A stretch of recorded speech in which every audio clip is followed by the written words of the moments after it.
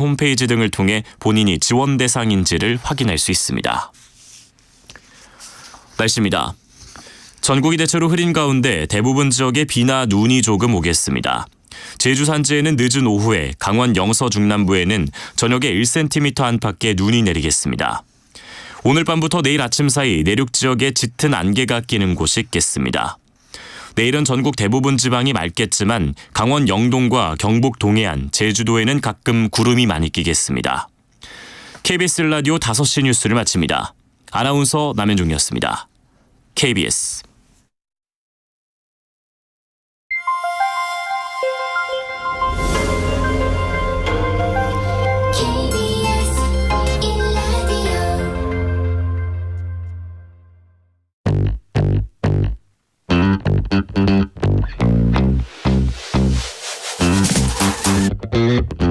KBS 1라디오 뉴스레터 K. 안녕하십니까. 뉴스레터 K KBS 김용준 기자입니다. 위르겐 클린스만 감독이 이끄는 한국 축구대표팀 오늘 밤 12시 카타르 알라이안의 아흐메드 빈 알리 경기장에서 요르단과 아시안컵 준결승전을 치릅니다. 이 경기에서 이기면 이란과 카타르 승자와 우승컵을 놓고 금요일에 결승전을 치르게 되는데요. 열띤 응원을 준비 중인 카타르 현지의 이중근 붉은 악마 의장 연결해서 현지 분위기 전해 듣고요. 이어서 김대길 KBS 축구 해설위원과 함께 4강전 관전 포인트 짚어보겠습니다. 자본시장과 금융투자업에 관한 법률 위반 등 혐의로 기소된 이재용 삼성전자 회장 등에 대해서 불법 행위가 없었다는 1심 법원 판결이 나왔습니다. 뉴진수 코너에서 재판 과정에서 제기됐던 쟁점들 분석 평가해보겠습니다. 문자 샵 9730, 짧은 문자 50원, 긴 문자 100원, 어플리케이션 콩으로 보내시면 무료입니다. 유튜브 KBS 1라디오 계정 채팅으로도 이야기 나누실 수 있습니다. 문자 보내주시면 추첨 통해서 커피 쿠폰 보내드릴 테니까요. 여러분의 이야기도 많이 들려주십시오. 뉴스레터 K 지금부터 시작합니다. 뉴스의 진수를 보여주는 인터뷰. 뉴 진수. 거센 중동의 모래바람을 대한민국이 잠재울 수 있길 바랍니다. 대한민국 축구 국가대표팀 오늘 밤 12시에 아시안컵 준결승전을 치릅니다. 운동장의 12번째 선수죠. 카타르 현지에서 대한민국 선수들에게 기를 불어넣어주고 있는 대한민국의 붉은 악마 응원단. 오늘은 먼저 카타르 현지에 있는 이중근 붉은 악마 의장 전화로 연결해서 현지 분위기부터 전해 듣겠습니다. 의장님 안녕하세요. 예, 안녕하세요. 네, 요르단과 경기가 카타르의 알라이안의 아흐메드 빈 알리 경기장에서 열리는데 지금 어디 계신지 궁금하고요. 4강전을 앞두고 카타르 현지 열기는 어떤지도 궁금합니다. 지금 저희는 카타르에 있고요. 네. 저희가 지금 들어가려고 하고 있는데 지금 현지 응원단하고 저희 붉은 악마에서 약 한 150명 정도 하고 현지 교민분들 포함해서 약 한 1,500명 분들이 아마 카타르에서 대기하고 있습니다. 예. 그분들하고 같이 함께 오늘 힘을 합쳐서 응원을 해주시는 거군요. 요르단이 지금 사상 처음으로 4강에 오른 데다가 카타르와 좀 가깝다 보니까 응원단 규모가 상당할 거라 예상됩니다. 요르단의 감독도 인터뷰에서 팬들이 경기장을 가득 메워줄 거고 큰 힘이 되리라고 본다고 말했던데요. 응원 준비는 어떻게 잘 돼가고 계신가요? 네, 저희가 지난 사우디 경기 때도 경험을 했고, 네. 저희가 지금 계속 준비를 하고 있고, 저희는 항상 붉은 악마 주식적인 응원이 가능하니까, 이번에도 저희가 요르단 응원단을 제압할 수 있을 것 같습니다. 네네. 그동안 경기 때는 붉은 악마가 한 수십 명 정도 오셨고 이번에는 현지에 계신 분들하고 함께 다 같이 모여서 응원을 할 거라 들었습니다. 그럼 대한민국 응원단 규모가 대략 어느 정도 될 건지도 궁금하네요. 그리고 경기장에서 위치하는 그 자리, 골대 뒷쯤이 될까요? 네, 그렇습니다. 일단 저희 위치는 골대 뒷쯤이 되고요. 다행히 축구협회 도움을 받아서 현지 교민분들하고 유학생, 그다음에 저희 국내에서 날아오는 붉은 악마 분들하고 해서 다 모여서 응원전을 펼칠 수 있게 되었습니다. 다행입니다. 지금 근데 하나 걱정됐던 게 4강전 티켓을 좀 구하기가 현지에서 어려웠다고 들었는데 이거는 잘 해결이 됐습니까? 네, 저희 대한축구협회 도움을 받아서 저희가 교민들이랑 다 같이 함께할 수 있는 그런 자리로 저희가 배부를 받았습니다. 네, 그것도 참 다행입니다. 지금 16강전 그리고 8강전 모두 다 극적인 승리를 거뒀잖아요. 직관을 하셨을 텐데 특히 그 사우디전의 승부차기 그리고 호주전의 손흥민 선수의 환상적인 프리킥 골 직접 보셨을 때 느낌 그리고 현장 분위기는 어땠습니까? 저희는 어쨌든 저희가 지금 60여 년 만에 아시안컵을 우승을 도전하고 있지 않습니까? 그래서 저희가 그때 분위기를 봤을 때는 진짜 극적인 장면이었고 저는 네. 솔직히 그 장면을 보지는 못했어요. 너무 떨려서. 그래서 다행히 이제 골을 넣고 이제 들어갈 수 있어서 천만 다행이라고 생각하고 그때는 완전히 저희가 압도하는 분위기였고 사우디나 뭐 그런 관중들이 그 옆에 있는 관중들이 정말 조용하게 지지군 듯이 있었던 기억이 납니다. 사실 뭐 우리 저 포함해서 시청자분들도 그 순간은 우리 의장님처럼 못 봤을 거예요. 나중에 함성 듣고 들어갔구나 하고 눈 떴을 텐데 같은 마음이었을 것 같습니다. 그런데 말이죠. 지금 16강의 경우는 사우디의 그 침대 축구도 침대 축구였지만 이 사우디 응원단의 좀 무례한 행동이 눈살을 찌푸리게 했던데요. 현장에서 그런 모습 보시면서 많이 좀 불편하셨겠습니다. 네, 일단은 뭐 저희 있는 자리에 주위가 전부 다 사우디 관중들이어서 뭐 약간 불편함을 느끼게끔 행동을 취하는 분들이 있고 나중에는 이제 조금 더 좋았던 게 저희가 이제 어쨌든 승리를 거두고 나니까 축하한다고 그렇게 오히려 더 응원해주고 꼭 우승하라고 해주시는 관중분들이 더 많았던 것 같아요.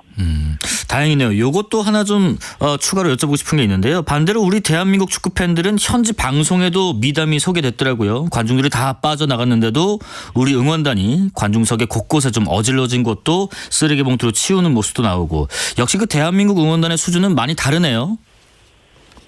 네, 그렇습니다. 저희가 이제 일단은 저희가 예전부터 거리 응원을 진행하거나 아니면 뭐, 네. 그 경기장에서 응원을 진행할 때 저희가 이제 쓰레기라든가 뭐 이런 거를 좀 다 들고 나가는 그런 분위기가 네. 그런 게 형성이 돼 있어서 아무래도 그 현지에서도 그랬던 것 같습니다.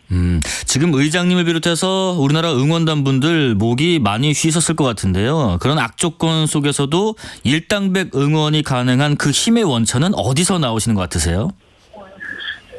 저희는 그냥 국가대표 어쨌든 저희 국가대표 선수들을 응원하고 있고 뭐 저 또한도 이제 그 20년 정도 이제 국가대표 팀을 응원하고 있기 때문에 네. 그리고 저희가 또 지난번 경기라든가 이번 경기라든가 극적인 승리를 보여줬기 때문에 저희는 그런 마음으로 그다음에 아까도 말씀드렸지만 네. 60여 년 만에 아시안컵을 도전하고 있기 때문에 네. 그런 마음으로 저희는 응원하고 있고요. 네. 저희 나름대로 또 목이 많이 쉰 친구 아니면 북을 치다가 손이 까진 친구들도 많이 있는데 저희 나름대로 체력 회복이라든가 그런 거를 좀 잘 하고 있습니다. 네. 지금 체력 관리도 잘 하시고 또 목 관리도 잘 하시고 오늘 응원 잘 부탁드리고요. 또 하나가 지금 우리나라 감독부터 뭐 선수분들까지 월드 클래스급 진용을 갖춘 터라 현지에서 지금 대한민국 대표팀의 인기도 상당하다고 들었는데 어떨 때 그런 걸 좀 체감하세요? 저희는 이제 사우디라든가 저희는 그 지난번 경기나 호주전 할 때 네. 그런 관중들이 일반 관중들이 이제 손흥민 선수를 다 알고 있고 김민재 선수도 알고 있고 저희 선수들을 좀 많이 알고 있더라고요. 그런 데서 좀 많이 느끼고요. 저희가 이제 뭐 저희 대표팀 숙소가 좀 많이 붐빈다라고도 좀 얘기가 나오더라고요. 네. 그래서 그런 것 쪽에서 저희가 좀 많이 느끼고 있습니다. 예. 마지막으로 요르단전 응원전을 앞둔 각오 또 우리 대표팀에 대한 응원의 말씀도 부탁드리겠습니다. 저희는 항상 선수들을 믿고 있고 오늘 경기도 정말 잘 할 거라고 생각하고요. 그다음에 저희도 그만큼 선수들이 뛰는 만큼 힘든 만큼 열심히 응원해서 꼭 아시안컵 우승컵을 가져가도록 하겠습니다. 네. 잘 좀 해주셨으면 좋겠습니다. 아마 우리 대한민국 선수들이 오늘 밤에 이제 골을 넣게 되면 그 골대 뒤에 있는 우리 붉은 악마 포함한 대한민국 응원단 앞에서 또 감사 인사와 또 박수를 치겠죠. 그런 그림을 기대해 보겠습니다. 여기까지 말씀 듣겠습니다. 지금까지 카타르 현지에서 이중근 붉은 악마 의장이었습니다. 고맙습니다. 힘내시고요. 네, 감사합니다. KBS 1라디오 뉴스레터 K. 네, 이어서 김대길 KBS 축구 해설위원 연결해서 요르단과의 4강전 자세히 전망해 보겠습니다. 위원님 안녕하십니까? 네, 안녕하세요. 네, 그 본격적인 질문 드리기 전에요. 위원님, 우리 대표팀 왜 이렇게 드라마를 좋아합니까? 뭐 야구는 9회 말 투아웃부터라면 이제 축구는 90분부터 시작하는 건가요? 유독 극적인 명승부가 많았는데 오늘은 90분 안에 끝내겠지요? 그렇죠. 그래야지만 되고요. 그래야 결승전이 좀 수월할 테니까요. 아마도 이제 클린스만 감독이나 우리 대표팀 선수들도 네. 이번 요르단전은 90분 안에 끝내고 결승전을 가겠다. 뭐 아마 이런 준비를 하지 않았을까 싶습니다. 네, 이제 드라마 그만 보겠습니다. 자, 네. 몇 시간 뒤에 치러질 요르단과의 경기도 분석해 보겠습니다. 요르단은 우리랑 이번 대회에서 한번 붙어봤었죠. 당시 그렇죠. 2대2 무승부를 기록을 했고요. 현재까지 요르단이 10골을 또 넣었더라고요. 조별리그 이후에 토너먼트 하면서 오히려 좀 몸이 풀린 건가요? 일단 이제 한마디로 좀 요약이 좀 필요할 것 같아요. 네. 요르단에 대한 팀에 대해서요. 네네. 간혹 보면 이제 메이저 대회에 이렇게 좀 운이 잘 따라주는 팀이 있어요. 근데 이번 이 아시안컵에 요르단을 표현한다면 정말 행운의 팀이다. 네. 이렇게 표현하는 게 맞을 것 같거든요. 그것은요. 네. 이제 조별 예선 3위로 통과해서 와일드카드 진출했거든요. 네. 근데 또 우리나라와의 경기 때도 사실은 태세기 직구 내용 쪽으로 들여다본다면 2대2 무승부 결과가 우리한테는 사실 잘 나온 결과는 아니었죠. 그러니까 뭐 66%의 우리의 점유율 16개의 슈팅. 근데 결과는 이제 2대2 무승부였거든요. 네. 근데 이것도 역시 이 요르단에겐 좀 행운이 좀 있었고요. 그래서 이제 16강 토너먼트로 올라갔는데 이 토너먼트에 올라가서도요, 이렇게 운이 좋은 팀은 저도 처음 봤어요.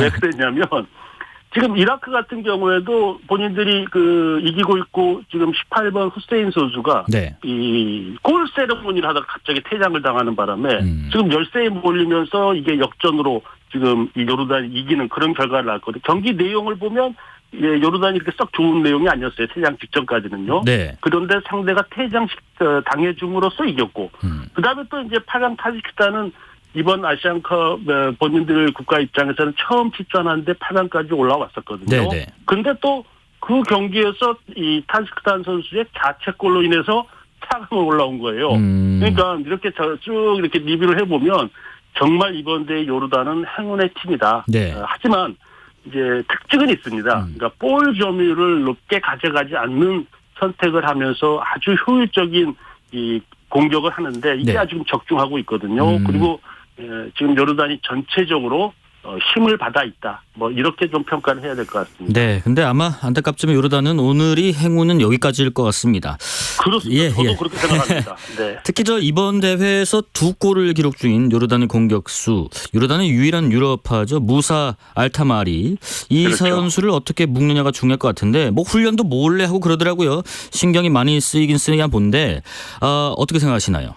그렇습니다. 일단 이 알타마리 선수는 예. 지금 요르단에서 유일한 유로파 지금 몽펠리에 리그왕에 뛰고 있는 그런 선수인데요. 네. 이 선수도 이제 벨기에 리그에서도 뛰고 이제 해외 경험이 많은 선수임에 틀림없습니다. 네. 그리고 지금 경기를 쭉 보면 이 알타마리 선수가 요르단에서 차지하는 비중이 꽤 큽니다.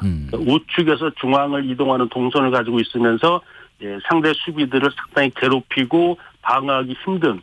그러니까 지금 이제 이러잖아요. 네. 좀 요리를 잘하시는 보면 참 솜씨가 있다. 네. 이런 얘기를 표현을 하는데 이 선수는 축구를 잘하는 솜씨가 있는 그런 선수에 틀림없어요. 네네. 그래서 뭐 기술이랄지 어떤 축구 지능 아주 뛰어난 선수입니다. 그래서 아마도 우리와 경기할 때 이제 예정대로는 알타마리 선수가 부상이 아니고 선발로 나올 걸로 예정되어 있거든요. 네. 나온다면 이 선수를 지난 이 조별 예선에서는 조금 느슨하게 방어를 했다면 이번 지금 상황들에서는 좀 철저히 방어할 수 있는 그런 전술 계획이 좀 필요하지 않겠나 하는 생각이 듭니다. 네, 089 하나님 그동안 멋진 장면들 보고 또 봐도 가슴이 울컥합니다. 준결승은 2대0 승리합니다. 택시기사입니다. 했습니다.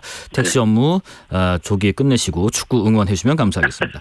요르단 또 주전 선수 2명이 경고 누적으로 4강전에 출전하지 못한다던데 이거는 당연히 우리로서는 좀 반가운 소식인 것 같습니다. 그렇습니다. 네. 이제 특히 이제 중앙 수비수 17번이죠. 알 아잘린 선수는 이제 뭐 네. 그렇게 비중을 크게 보지는 않는데 문제는 전방 공격수 왼쪽 측면을 담당하고 있는 9번의 알란 선수예요. 네. 그러니까 이 선수는 지금 중앙의 11번 알 라이마트 선수와 알 타마리 선수의 거의 삼각편대 형태를 유지시키는 아주 매서운 카운터 어택에 능한 선수들이었거든요.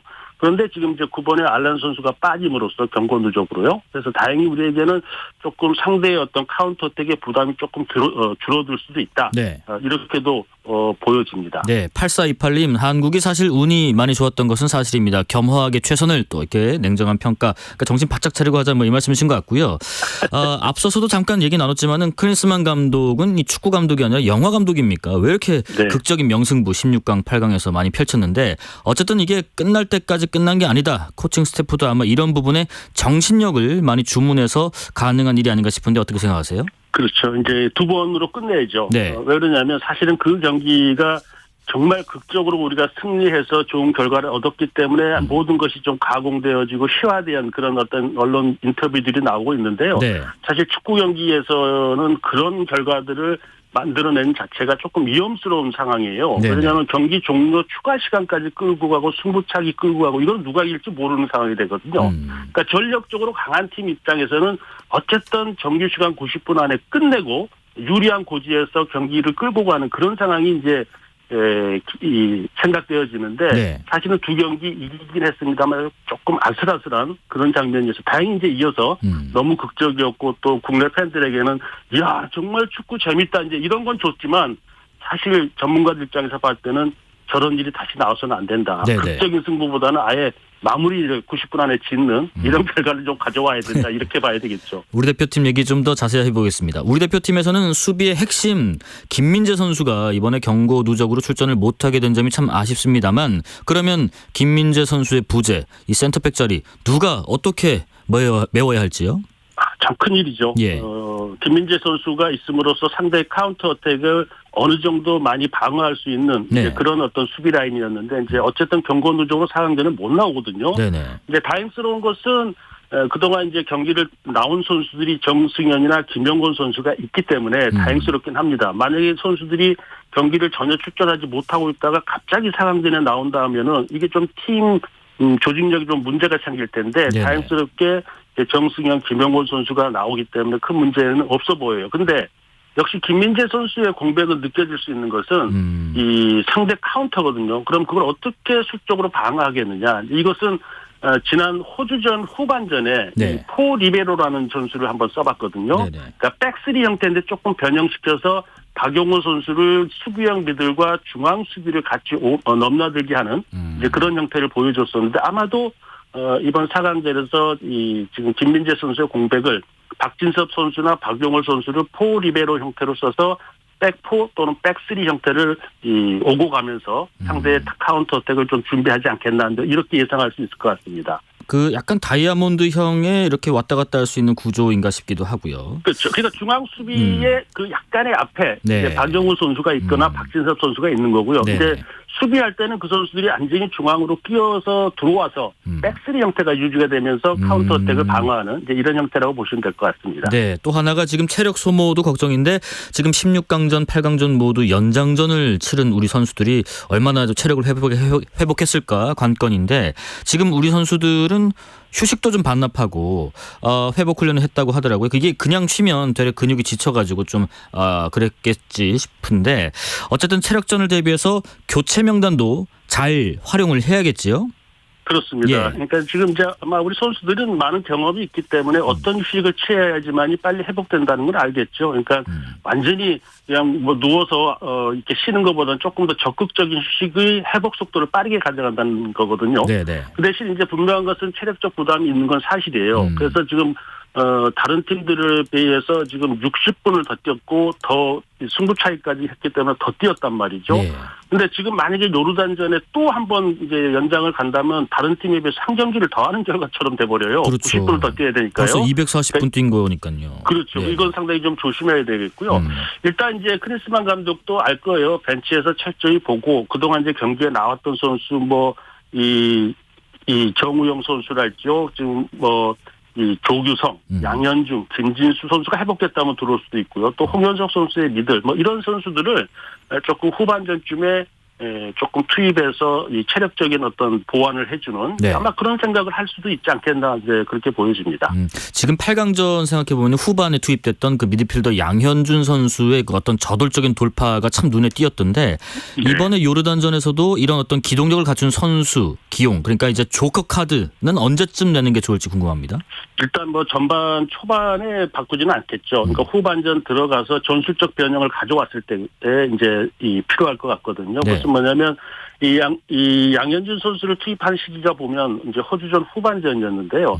백포 형태에서 아까 제가 좀 전에 말씀드렸던 변형적인 백스리였죠. 그러니까 포 리베로 형태를 썼을 때 3-4-3 형태가 되는 그런 상황이 되거든요. 네. 그렇다면 측면 윙백에 지금 양현준 선수를 넣어서 상대 측면을 괴롭히는 아주 효과를 봤어요. 그러니까 이런 것도 후반전쯤에 한 10분 또는 20분 지난 시점 이제 이때까지는 선수들이 선발 나가는 선수들이 부상이 아닌 이상은 충분히 견뎌낼 수 있으니까요. 네. 후반 10분 또는 20분 지난 이후에는 교체 카드가 좀 사용되지 않을까 이렇게 예상해 볼 수 있을 것 같습니다. 네, 9560님 조금 전에 택시 기사님께서 2대0 예상하신 메시지 소개됐는데 저는 학창 시절 축구 선수 출신입니다. 4대0 봅니다. 선출께서 4대0 예상하셨습니다.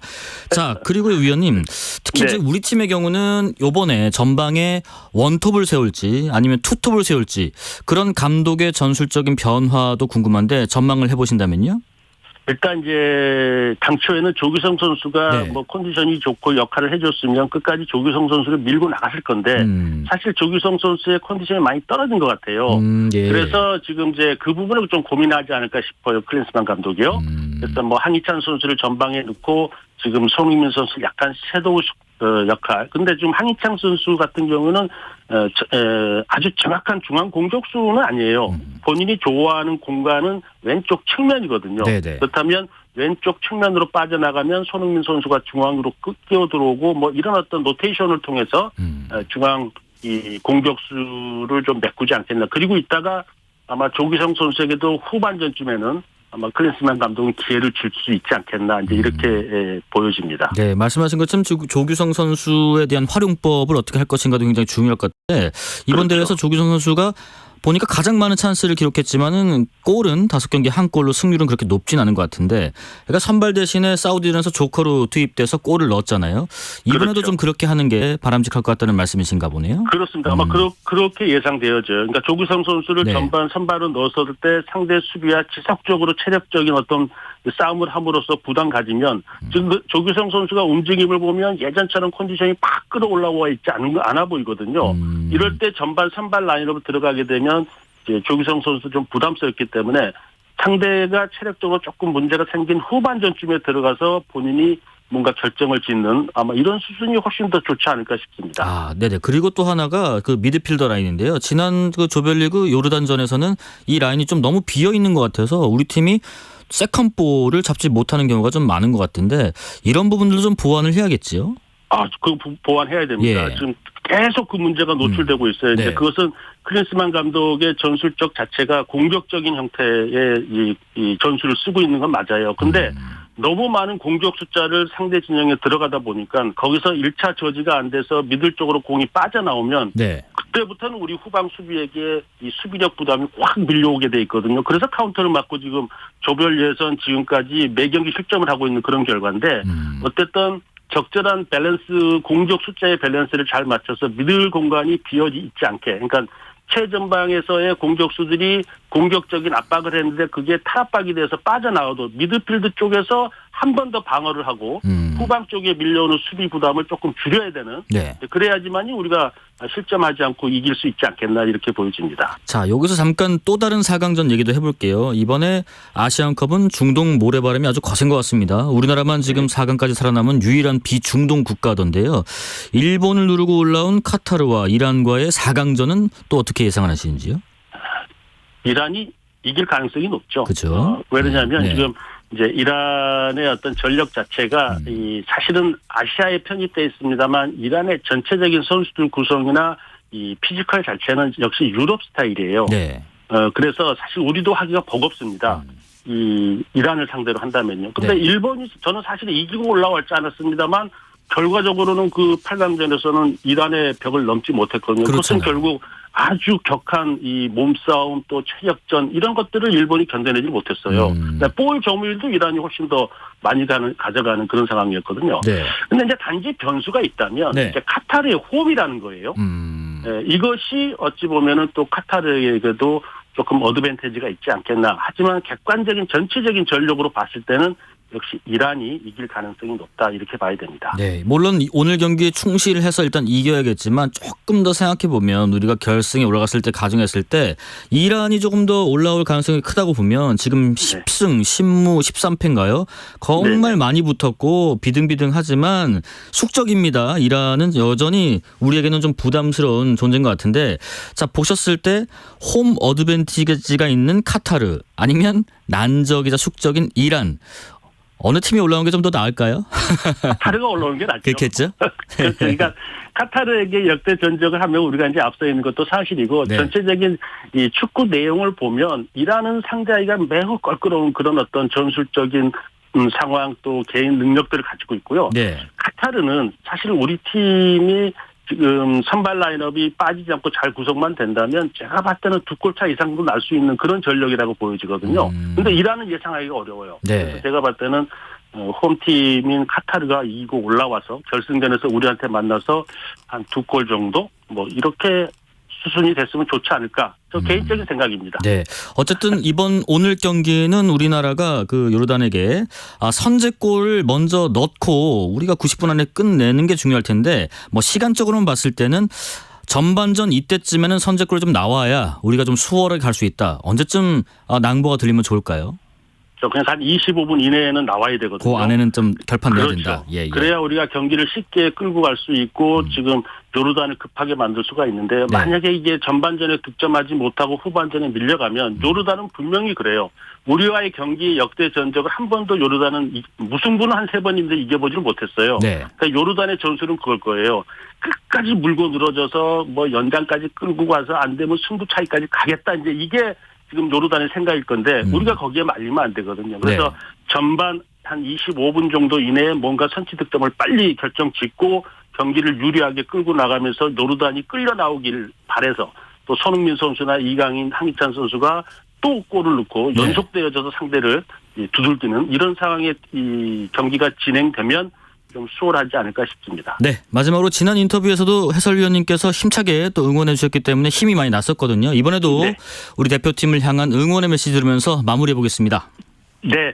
이번 요르단전에 우리 대표팀의 최대의 적은 다른 곳이 있지 않습니다. 방심의 바이러스입니다. 이것을 꼭 극복하고 우승컵을 가져오기를 기대하겠습니다. 네, 오늘은 선제골 놓고 좀 일찍 잘 수 있도록 아마 대표팀이 노력해 줄 것 같습니다. 화이팅이고요. 여기까지 말씀드리겠습니다. 지금까지 김대길 KBS 축구 해설위원이었습니다. 고맙습니다.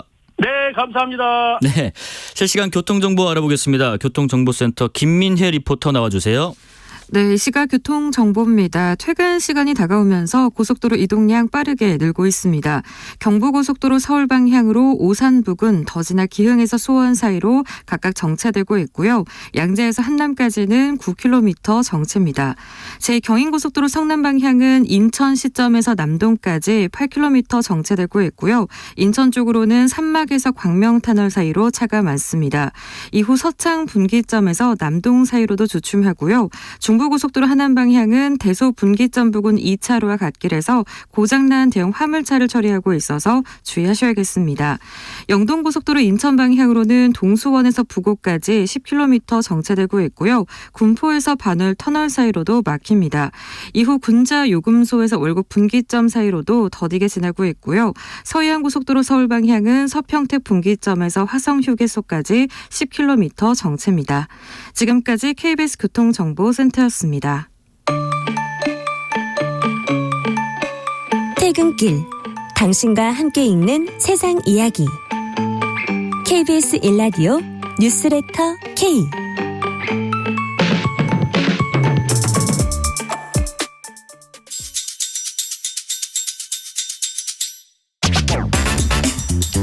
오늘 하루 가장 뜨거운 뉴스들만 골랐습니다. 뉴스레터 K 여야 정치 토크 청년 정치인분들과 함께합니다. 김용태 국민의힘 전 최고위원, 하헌기 민주당 전 상근 부대변인, 그리고 류호정 새로운 선택 시민소통위원장과 함께합니다. 안녕하십니까? 네, 안녕하세요. 예, 반갑습니다. 오늘 그 윤석열 대통령 주재 국무회의에서 설 연휴 특별 사면안이 심의 의결됐는데요. 우선은 뭐 몇 분들 보니까 김관진 전 국방부 장관, 또 김기춘 전 대통령 비서실장 등이 이 명단에 포함됐습니다. 결정에 대한 세 분의 평가 차례로 들어보겠습니다. 김용태 최고위원님. 일단 뭐 이 사면에 대해서는 대통령의 고유 권한이다 보니까 존중해야 될 필요가 있고요. 저는 그 김관진 전 실장에 대해서는 이렇게 생각해요. 물론 사면했다고 해서 죄가 없어지는 것은 아니지만 김관진 전 실장이 지금 그 안보 상황에서 굉장히 중요한 분으로 대두되고 있고 국가를 위해서 또 국민을 위해서 해야 할 일이 있다라고 정부가 좀 판단한 것 같아요. 그래서 그러한 측면에서 종합적으로 아마 고려한 것 아닌가에 대한 생각이 있고, 그다음에 이제 김기춘 전 실장 같은 경우는 당시에 이제 지금 대통령께서 수사 검사로서 여러 가지 역할들 하셨는데 당내 통합이라든지 이러한 정치적인 통합의 의미를 담아서 하신 거 아닌가에 대한 생각이 있고요. 어찌됐든 사면이 됐다고 하더라도 저는 뭐 죄가 없어지는 것은 아니니까요. 이 사면 받으신 분들은 이 죄에 대해서 뉘우치고 또 국민을 위해서 역할을 좀 하셨으면 좋겠습니다. 네. 하헌기 부대변인, 그 법무부에서는 그런 설명을 또 했습니다. 지난해 신년 사면 때 동일한 범죄의 공범에 대한 사면이 이루어진 점, 또 기타 정부의 잘못된 관행으로 처벌받은 분들이 다수 사면된 점을 고려했다라고 했는데 코멘트 부탁드립니다. 정부의 잘못된 관행으로 사별됐다고 하기에는 이거 지금 윤석열 대통령이 국정농단 수사했었잖아요. 그럼 본인이 잘못된 관행의 주체가 아닌가 싶은 생각이 수사. 들고요. 저는 나중에 다음에 개헌할 일 있으면 사면권 없앴으면 좋겠습니다. 이유는요? 사면하는 게 대통령의 정치적 뭐 통합 혹은 뭐 법원에서 오류를 발생시켰을 때 규정시킬 수 있는 행정부의 최후의 견제 장치 뭐 이런 느낌, 이런 개념인 거거든요. 근데 이거 지금 아까 김용태 최고위원도 말씀하셨지만은 당내 통합이라고 하잖아요. 정치적 당내 통합. 이게 집권 여당 자기들 세력끼리 권력 투쟁하는 거 그 문제를 가지고 뭐 세력 통합하라고 있는 권한이 아니잖아요. 그래서 전 이런 식으로 사용할 거면 그냥 없는 게 더 나을 것 같아요. 이게 지금 한국에 안 그래도 정치가 너무 양극화돼 있고 극단 대결을 펼치고 있는데 대통령은 특정 당의 뭐 대표자이기만 한 게 아니라 대한민국의 대표자이니 이런 권한을 행사해서라도 조금 사회 통합을 꾀해라고 있는 건데 뭐 오히려 더 분열만 극심해질 것 같고 그냥 다 법대로 했으면 좋겠습니다. 류호정 위원장님 말씀 들어보겠습니다. 뭐 지금 정치인 사면은 뭐 최소화한다 뭐 그런 기조였던 걸로 아는데, 사실 뭐 김관진 실장이나 김기춘 실장 다 정치인이죠. 그래서 정치인 사면 대상에서 제외하려는 노력은 전혀 없었다라고 보고요. 특히나 이제 정부가 이게 정치 이념 갈등을 일단락하고 국민 통합의 계기를 뭐 마련하겠다 뭐 그런 특사다라고 했지만 이분들이 군사이버 사령부 정치 댓글 사건으로 징역받았고 또 문학의 블랙리스트 사건으로 징역받았고 뭐 그런 분들이잖아요. 그러면 이분들이야말로 정치 이념 갈등을 극대화했던 분들인데 이 취지에도 맞지 않다. 게다가 이제 이재용 삼성전자 부회장 1심 무죄 판결 있었잖아요.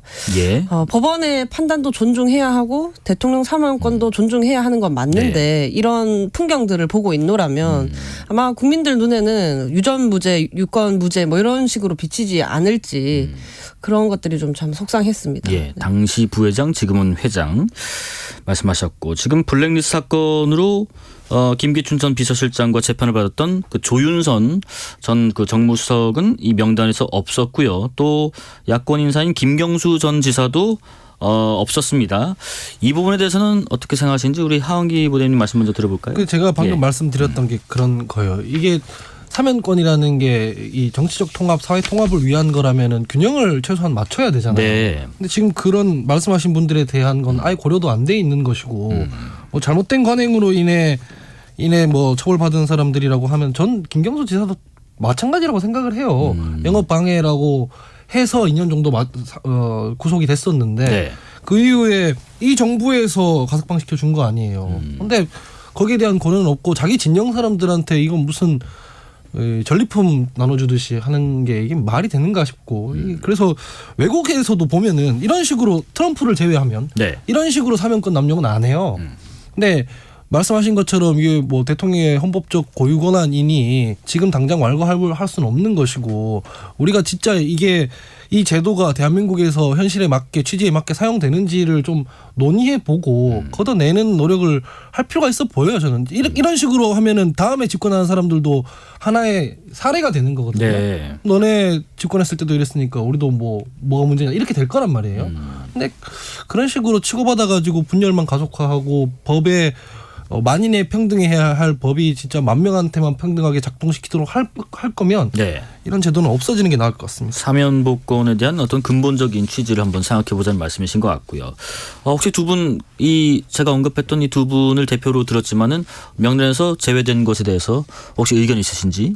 예. 뭐 김경수 네. 전 지사에 관련해서 이 사면 논란은 지난번부터 계속 있었던 것 같아요. 관심을 많이 받아왔고 네네. 여러 가지 측면에서 아마 사면 관련 위원회에서 고민을 하지 않았을까에 대한 생각이 있고요. 예. 하원기 부대변인 말씀하셨던 것처럼 사면이라는 것은 대통령의 고유 권한이고 또 사회 통합적인 측면이 있다 보니까 앞으로 있을 사면에서 좀 고려가 됐으면 좋겠다는 생각이 있습니다. 근데 예. 다시 말씀드리지만 사면됐다고 해서 이분들이 갖고 있었던 죄가 없어지는 것은 아니니까요. 그 점도 좀 고려했으면 좋겠습니다. 네. 류 위원장님 말씀 듣고 다음 주제도 넘어가 보겠습니다. 아니요, 저는 이렇게 정치적인 예. 사면 남발하지 않았으면 좋겠다고 생각을 하고 있고요. 네네. 뭐 이런 일들을 더 한다고 해서 지금 국가적 갈등이 잘 봉합될 거라는 기대도 크게 갖고 있지는 않는 것 같습니다. 예. 다음은 이제 우리 공천 상황도 좀 살펴볼게요. 국민의힘 관련 소식도 조금 전에 꽤 많이 들어와 있던데요. 우선은 오늘 그 정영환 공관위원장께서 말씀을 먼저 하셨죠. 공천 신청자 한 800분 넘는 분들 중에서 두 자리 숫자로 반려할 분이 나올 것 같다라고 했는데 지금 보니까 29분이 부적격 대상이라고 조금 전에 공관위 4차 회의 결과에서 좀 언급이 된 것 같고 이렇다 보니까 일부 반발도 예상이 되는데 우선 김용태 최고위원님 이 오늘 나온 4차 회의 결과 핵심 그리고 향후 예상되는 어떤 그림들을 한번 말씀 부탁드릴게요. 일단 공관위 예. 발표를 들어보면 이제 뇌물범죄, 재산범죄, 선거범죄, 음주운전 등 이제 파렴치 범죄에 대해서 집행유예 이상의 형이 확정됐거나 네. 당시에 공천 신청 당시 하급심에서 집행유예 이상의 판결을 선고받았더라면 공천에서 이제 원천 배제하겠다라는 이런 도덕적 기준을 명확히 한 것 같습니다. 그래서 여기에 대해서 몇몇 분들이 이제 해당될 것 같아요. 아무래도 과거에 이제 사면 복권되셨던 분들이나 네. 아니면 기존의 정치인분들 중에 관련한 범죄들이 있었던 분들이 있기 때문에 이분들이 이제 공천 배제하겠다는 게 공관의 기준, 도덕적 기준인 것 같은데 네. 당내에서 아무래도 여기에 대해서는 좀 이 해당자들은 우려하는 바가 있는 것 같고요. 다만 저는 국민의힘이 앞으로 나아가려고 하는 그 윤리적인 기준에 대해서 명확히 한 것 같아서 많은 당원분들은 여기 대해서 좀 기대를 갖고 있지 않을까도 생각합니다. 네. 어떻게 생각하시나요? 우리 하은기 부대변인 지금 보면은 국민의힘에서는요. 5선의 서병수 의원 부산 소속이시죠. 또 경남의 3선 김태호 의원 이분들 등에게 험지 출마를 좀 요청을 한 상황인데 한동훈 위원장도 마찬가지 비슷한 얘기를 했고요. 당의 요청을 좀 원만하게 받아들이고 험지로 이 두 분이 대표적으로 좀 나가실지 궁금합니다. 어떻게 예상하세요? 저는 안 나갈 것 같아요. 왜 그런가요? 이거 뭐 네. 어쩔 수 없어서 떠밀려 나갈 수는 있을 텐데 네네. 이게 사실 컷오프거든요. 2020년에 총선 때 공관위 그 당시 미래통합당이죠. 네. 김영호 공관위원장이 이런 식으로 맥락 없는 험지 공천을 좀 배치했었어요. 다 낙선했습니다. 네.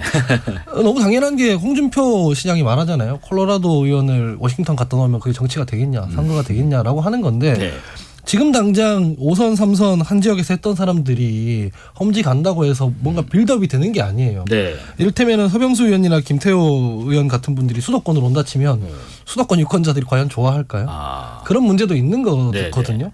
그래서 이런 고려를 안 하고 그냥 다선 의원들 험지 보낸다는 건 그냥 컷오프 하는 거랑 사실 차이가 없는 거고 물갈이 하겠다는 걸 우회해서 말하는 겁니다. 근데 조금 다른 것 같아요. 네네. 근데 이제 말씀하셨던 대로 기존의 지역에서 완전히 지역을 바꿔서 수도권으로 가는 것은 하원기 부대변인처럼 말씀하실 수도 있겠지만 네.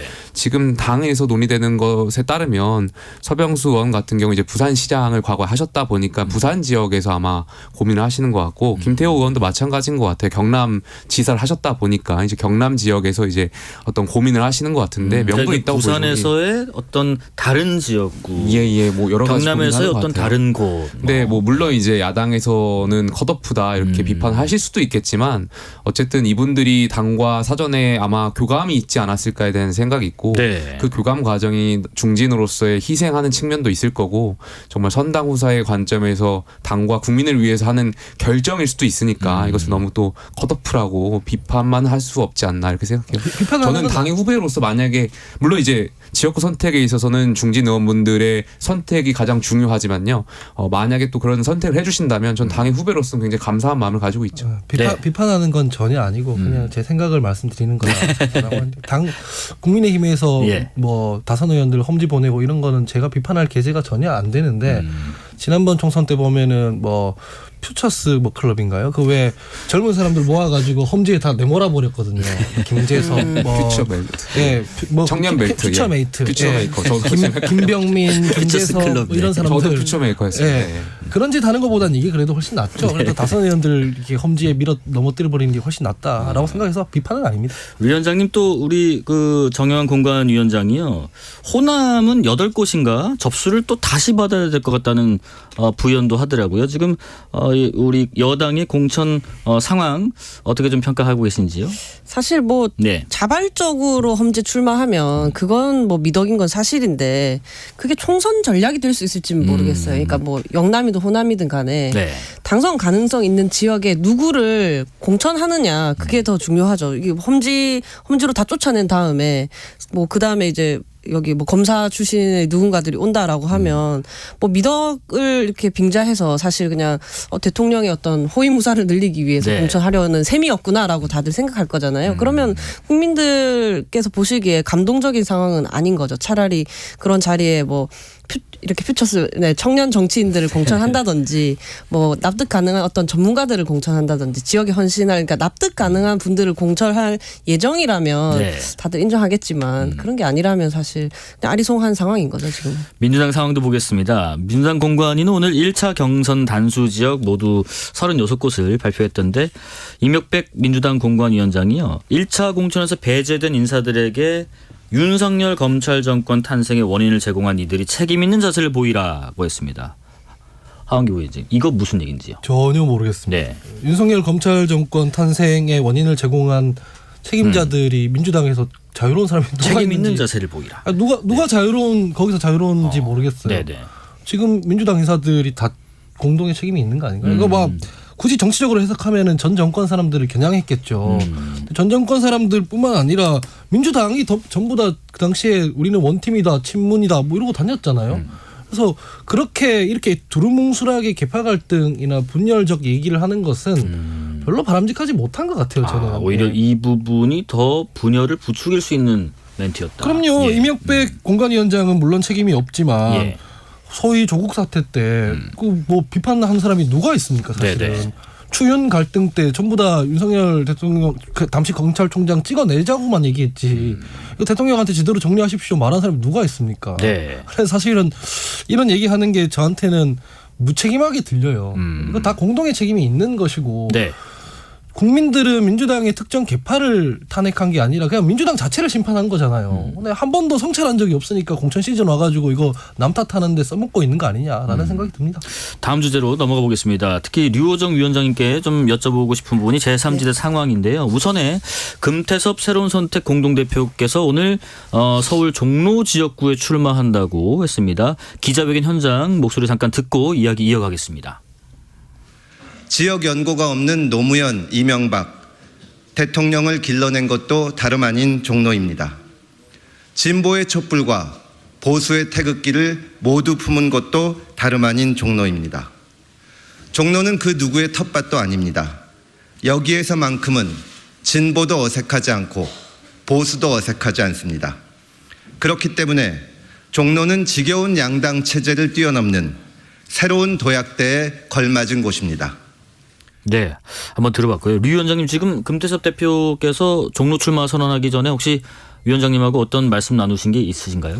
네, 기자회견 이전에 예. 이제 상의를 당연히 했고요. 방금 이렇게 목소리 들으신 바와 같이 네. 제3지대의 인물이 출마하기에 걸맞은 그런 유권자들이 계신 곳이다 그렇게 생각을 하셨던 것 같고요. 이번 출마 선언하기 전에도 뭐 하루에 몇만 보씩 이렇게 걸으시면서 지역 문제, 뭐 종로의 또 역사 문제 이런 걸 공부를 많이 하셨다고 들었습니다. 그래서 저도 기대가 크고요. 제3지대에 대한 어떤 기대감이 커질수록 종로에서의 바람도 커질 거라고 저는 생각하고 있습니다. 그리고 또 하나가요. 금태섭 대표께서 하나된 제3지대를 선보이기 위해서 조정자, 중재자 역할을 계속하겠다라고 제3지대 어떤 빅텐트에 대한 구상도 밝히신 것 같은데 지금 류 위원장님 새로운 선택이 조정자와 중재자 역할을 구체적으로 어떻게 하고 계신지 궁금합니다. 지금 그 각 조직 당간의 대표님들이 거의 매일 만나거나 뭐 통화하거나 하는 등으로 소통은 하고 있습니다. 네네. 그런 가운데서 이제 저희는 뭐 지도 체제라든지 당명, 뭐 비례대표 뭐 추천 방식이라든지 무엇이든 우리가 힘을 합칠 수 있다면 더 요구하지 않고 내려놓을 수 있다. 그런 자세로 이제 소통을 하고 계신 거고요. 네. 지금 이대로 가면 사실 뭐 당 이름도 다들 헷갈리시잖아요. 그런 상황에서 그렇죠. 이대로 그냥 이제 힘을 합치지 않고 가게 되면 어떻게 보면 뭐 국민의힘의 작은 당 그리고 뭐 민주당의 작은 당 그렇게 보일 테고 본당에 고춧가루 뿌리는 그런 모습들로만 비칠 텐데 그러니까 시민들께서 새로운 정치에 바라는 건 그래도 생각이 달라도 머리를 맞대고 대화하고 타협하는 모습을 보이는 거잖아요. 네. 그러겠다라고 제3지대로 나왔다면 우리들 간에서도 먼저 이렇게 머리를 맞대고 힘을 합칠 수 있어야 하지 않겠느냐 하는 거고요. 조건 없는 통합을 이제 지속적으로 말씀드려 왔기 때문에 계속 이렇게 그런 모습 보일 수 있도록 하도록 하겠습니다. 사실 이제 하나의 조직 일대 출마 선언을 했으면 좋았을 텐데 이제 그렇게 하지는 못한 점이 저는 참 많이 아쉽습니다. 김영태 최고위원님, 그 민주당 이재명 대표께서 어제 선거제 관련해서 현행 준연동형 유지 또 통합형 비례정당 추진으로 당론을 정했잖아요. 오늘 또 의총에서는 이 창당 당론, 비례당 통합 비례당 창당 당론 포함해서 준연동형의 만장일치로 공식적으로 추인을 했고요. 국민의힘 원내대표께서는 또 그럽니다. 운동권 개딸 선거연합으로 당대표 방탄을 계속하는 것이다라고 비판하던데 우선 먼저 의견 들어보겠습니다. 저는 어제 이재명 대표 그 선언문을 보면서 비겁한 변명이라고 생각했어요. 네. 그러니까 계속해서 뭐 민주당 안에서는 사과를 했다라고 표현을 극찬하시는 것 같은데 어쨌든 그 내용의 대부분은 국민의힘 때문에 어쩔 수 없이 같이 칼을 들어야 된다라는 식의 이야기를 했던 것 같고 결과적으로는 위성정당 창당 선언이라고 저는 생각했어요. 그러니까 여기에 대해서 병립형으로 회귀할 가능성도 있었고 그게 아니더라면 위성정당 방지법을 민주당이 다수당으로 발의할 수도 있었는데 이것을 사실 방치한 거 아니겠습니까? 여기에 대해서 책임을 저는 민주당이 있다라고 생각하고 있고요. 예, 전반적으로 변명이라고 저는 읽었습니다. 하원기 부대님 지금 하지만 홍익표 원내대표께서는 그런 말씀하셨습니다. 원칙을 지키면서 현실에서 최선의 길을 찾으려 했던 것을 이해해 주길 바란다라고 말씀하셨는데 민주당으로서는 이게 어쩔 수 없는 혹은 최선의 선택지였습니까? 저는 최선의 선택지라고 평가하고요. 네. 그럼에도 불구하고 혼날 건 혼나고 비판받을 건 비판받아야 되는데 국민의힘에서 저런 얘기하면 안 돼요. 특히 김용태 최고위원은 하면 안 돼요.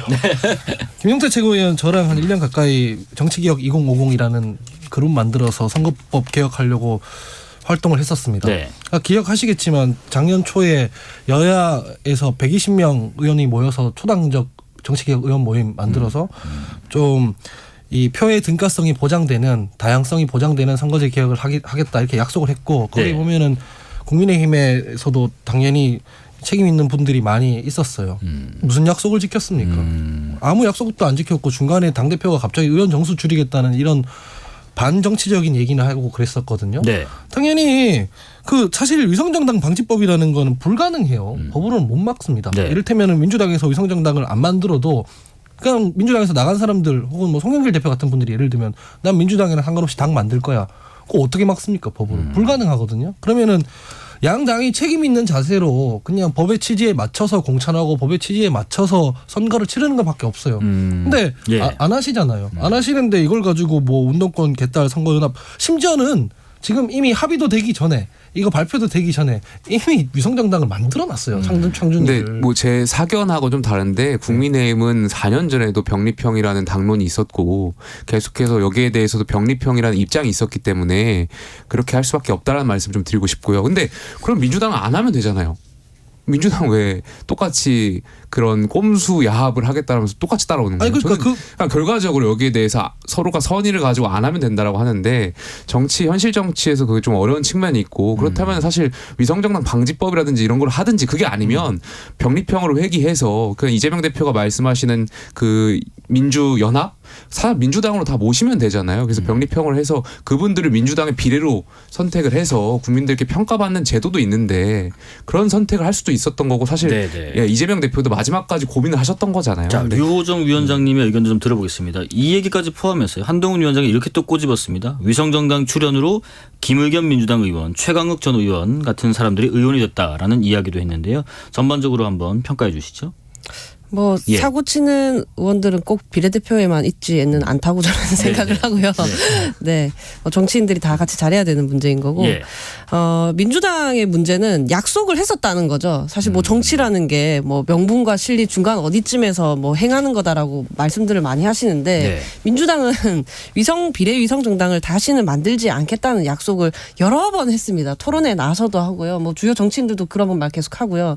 근데 이제 결국에 이제 선거 앞두고는 이렇게 마음을 바꿔 먹은 거거든요. 그럼 그동안 그 말들은 도대체 왜 했는지 저는 이제 상당히 어이가 상당히 네, 당황스러운 거고 네.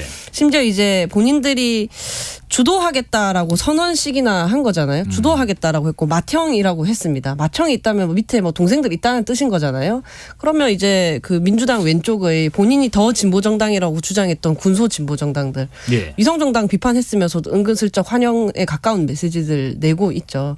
이런 부분들도 다 어떻게 보면은 남들에게는 엄격하면서 자신에게는 관대한 그런 모습 보이는 거다. 저는 그렇게 생각합니다. 그러니까 뭔가 하실 말씀이 예, 네. 민주당이 약속했던 것은 표의 등가성을 보장하는 선거제 개혁을 하고 위성정당이 필요 없게 만들겠다는 거였는데 이걸 실패했어요. 예. 왜냐하면 상대가 있는 게임이니까요. 선거법 개정은. 근데 실패했기 때문에 실패한 걸 인정하고 사과해야 되는 부분인데 이걸 안 했기 때문에 제가 그동안 강도 높게 비판했던 거거든요. 네.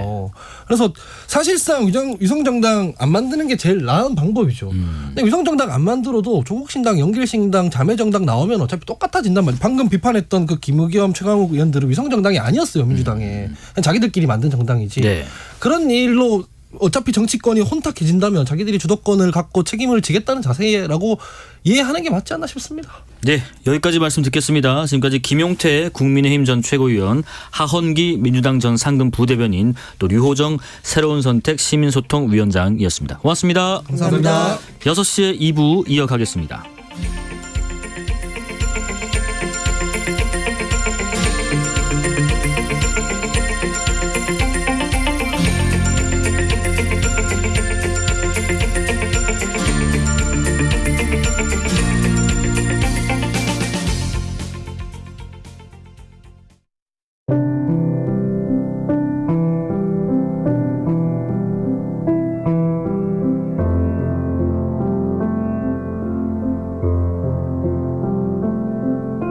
KBS 라디오 연중기획 희망충전 대한민국 572번째 이야기. 안녕하세요. 아나운서 유지원입니다. 오늘도 항암 치료를 받고 축 처진 몸으로 병실 창밖을 바라보는 동규. 완치된 줄만 알았던 백혈병이 올해 초 재발한 건데요.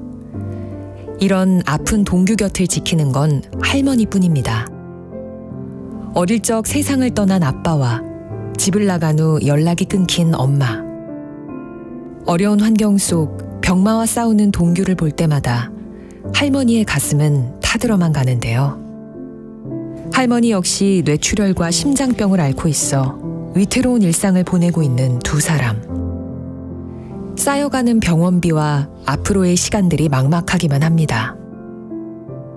동규와 할머니가 건강한 일상으로 돌아올 수 있도록 여러분이 두 손을 꼭 잡아주세요.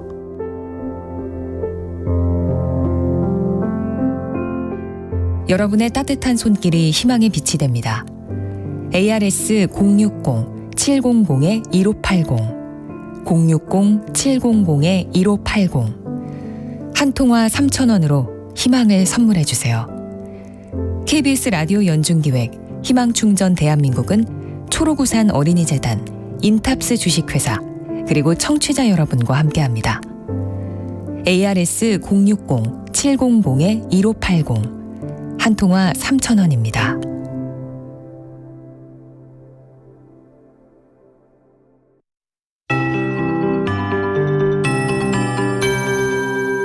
KBS 58분 날씨. 밤사이 기온이 낮아지면서 그간 내렸던 비나 눈이 얼 수 있어서 주의하셔야겠습니다. 도로가 미끄러울 수 있어서 감속운행 하시는 게 좋겠습니다. 서울의 오늘 아침 최저기온이 0도, 낮 최고기온 2.9도로 낮 기온이 어제보다 낮았습니다. 어제부터 내린 눈은 새벽에 수도권부터 그쳐서 기압골이 약화되면서 오전 내로 강수는 모두 종료됐습니다.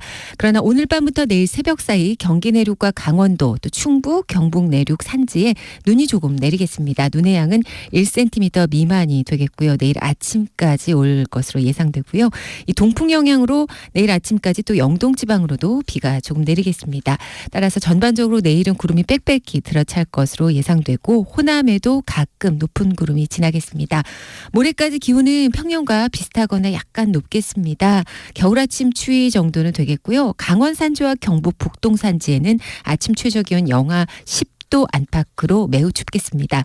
오히려 낮 기온이 올라서 강이나 호수 등의 얼음이 녹으면서 깨질 수 있어서 이 점 주의하셔야겠습니다. 내일까지는 동풍의 영향으로 낮은 구름대가 유입되는 강원 산지 안개가 짙겠습니다. 가시거리 200m 미만으로 좁혀질 수가 있겠고요. 내일도 대부분의 먼바다 쪽 물결이 다소 높겠습니다. 내일 서울 아침 기온 영하 3도, 낮 기온 6도로 예상되고 지금 서울의 기온 0.6도입니다. 강혜종입니다.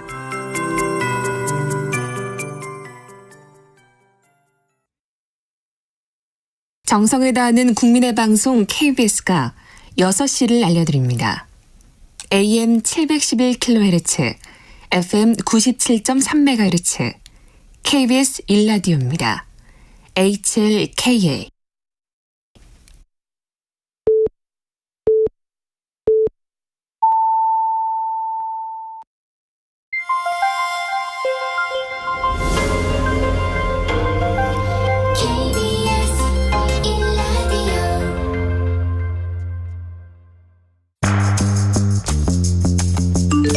여러분은 지금 퇴근길 시사편지 한 장 KBS 1라디오 뉴스레터 K를 듣고 계십니다.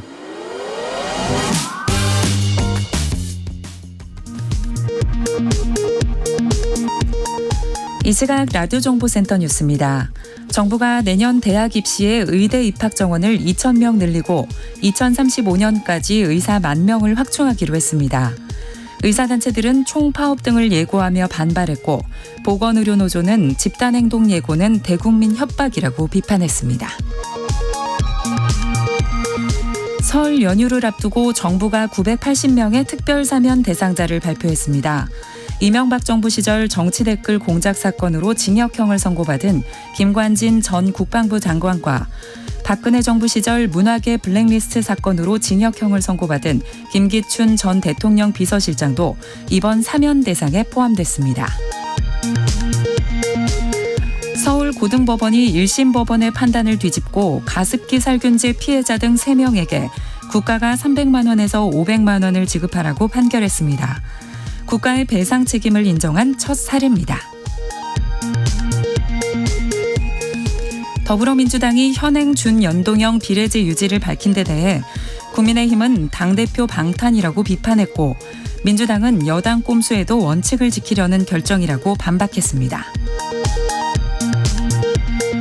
잼버리 파행과 오송 지하자도 참사에 대한 책임론이 각각 제기된 여성가족부와 행정중심 복합도시 건설청이 지난해 정부 업무평가에서 최하점인 C등급을 받았습니다. 지금까지 라디오 정보센터 뉴스 편유였습니다.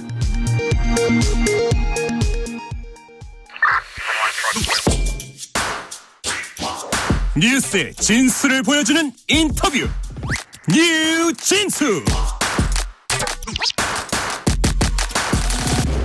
뉴스의 진술을 보여주는 인터뷰 뉴진수. 이재용 삼성전자 회장이 삼성그룹 불법 합병과 회계부정 1심 선고 공판에서 관련 혐의 전부 무죄를 선고받았습니다. 사법 리스크를 일단 모두 털어낸 셈인데요. 지난 3년 반 동안 계속됐던 재판 과정에서 제기됐던 어떤 쟁점을 좀 자세히 살펴보는 시간 마련했습니다. 손정혜 변호사와 말씀 나눠봅니다. 안녕하십니까? 안녕하세요. 손정혜입니다. 네. 검찰 기소 후에 한 3년 5개월 정도 만의 판결이었죠. 우선 이번 사건이 제기된 배경부터 잠깐 짚어보겠습니다. 네, 사실은 이 합병은 2015년 7월 17일 날 이루어졌습니다. 네네. 그로부터 9년여에 걸쳐서 이게 합법인지 불법인지에 대한 1심 판단이 나왔다고 보시면 될 것 같고요. 그렇죠.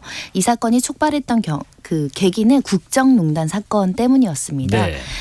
이름 들으시면 최서원 씨, 그 당시엔 최순실 씨로 불렸는데 최서원 씨 딸과 최서원 씨에게 이제 뇌물을 줬다라는 이제 수사들이 진행이 됐는데 네. 국정농단 사건에서 뇌물은 유죄 인정을 받았습니다. 즉 뇌물이 건너갔다. 그럼 뇌물을 왜 줬느냐? 그게 이제 문제가 됐고 이재용 그 당시 부회장이고 지금 회장께서 이 경영권 승계를 좀 편의를 봐달라는 부정한 청탁의 목적으로 말인가 재산적 이익을 주는 뇌물행위가 있었다라는 수사가 진행되게 됐고요. 네. 그러면서 그러면 지배권 강화, 이 경영권 승계를 위해서 뇌물이 건네갔다는 건 경영권 승계 과정이 합법적이보다 불법적일 가능성이 굉장히 큰 거죠. 네네. 그런 과정에서 이제 시민단체, 뭐 참여연대를 비롯해서 여러 가지 금융기관들이 이 제일모직과 삼성물산의 합병안이 불법적이거나 문제가 있다라고 의혹을 제기하기 시작했습니다. 예. 그래서 2017년에 이르러서는 금감원이 이제 그러니까 삼성바이오로직스에 대한 특별 감리를 착수하기도 했고요. 네.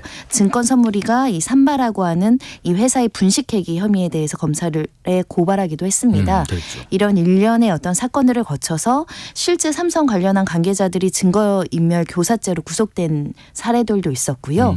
이렇게 이제 수사가 진행이 됐고 네. 2020년엔 검찰에선 이재용 회장을 첫 소환하기도 했습니다. 그렇습니다. 그래서 그 과정에서 검찰은 어떻게 본 거냐면 이 물산과 제일모직의 합병은 지배권 강화, 지배력을 강화시키기 위해서 시세 조정, 그러니까 자본시장법을 위반하면서까지 어떤 경영권을 승계하기로 했다. 주요 핵심적인 부분은 그거고요. 그러니까 제일모직 주식과 삼성물산 주식을 이제 합병을 해야 되는데 이 일반적으로는 삼성물산이 훨씬 주가가 높다. 네. 주식 가치가 크다라고 생각하지만 제일모직 한 주와 삼성물산 주식 3개가 등가적인 관계다. 1대 3.5 관계를 하면서 이게 합병을 하다 보니까 그렇죠.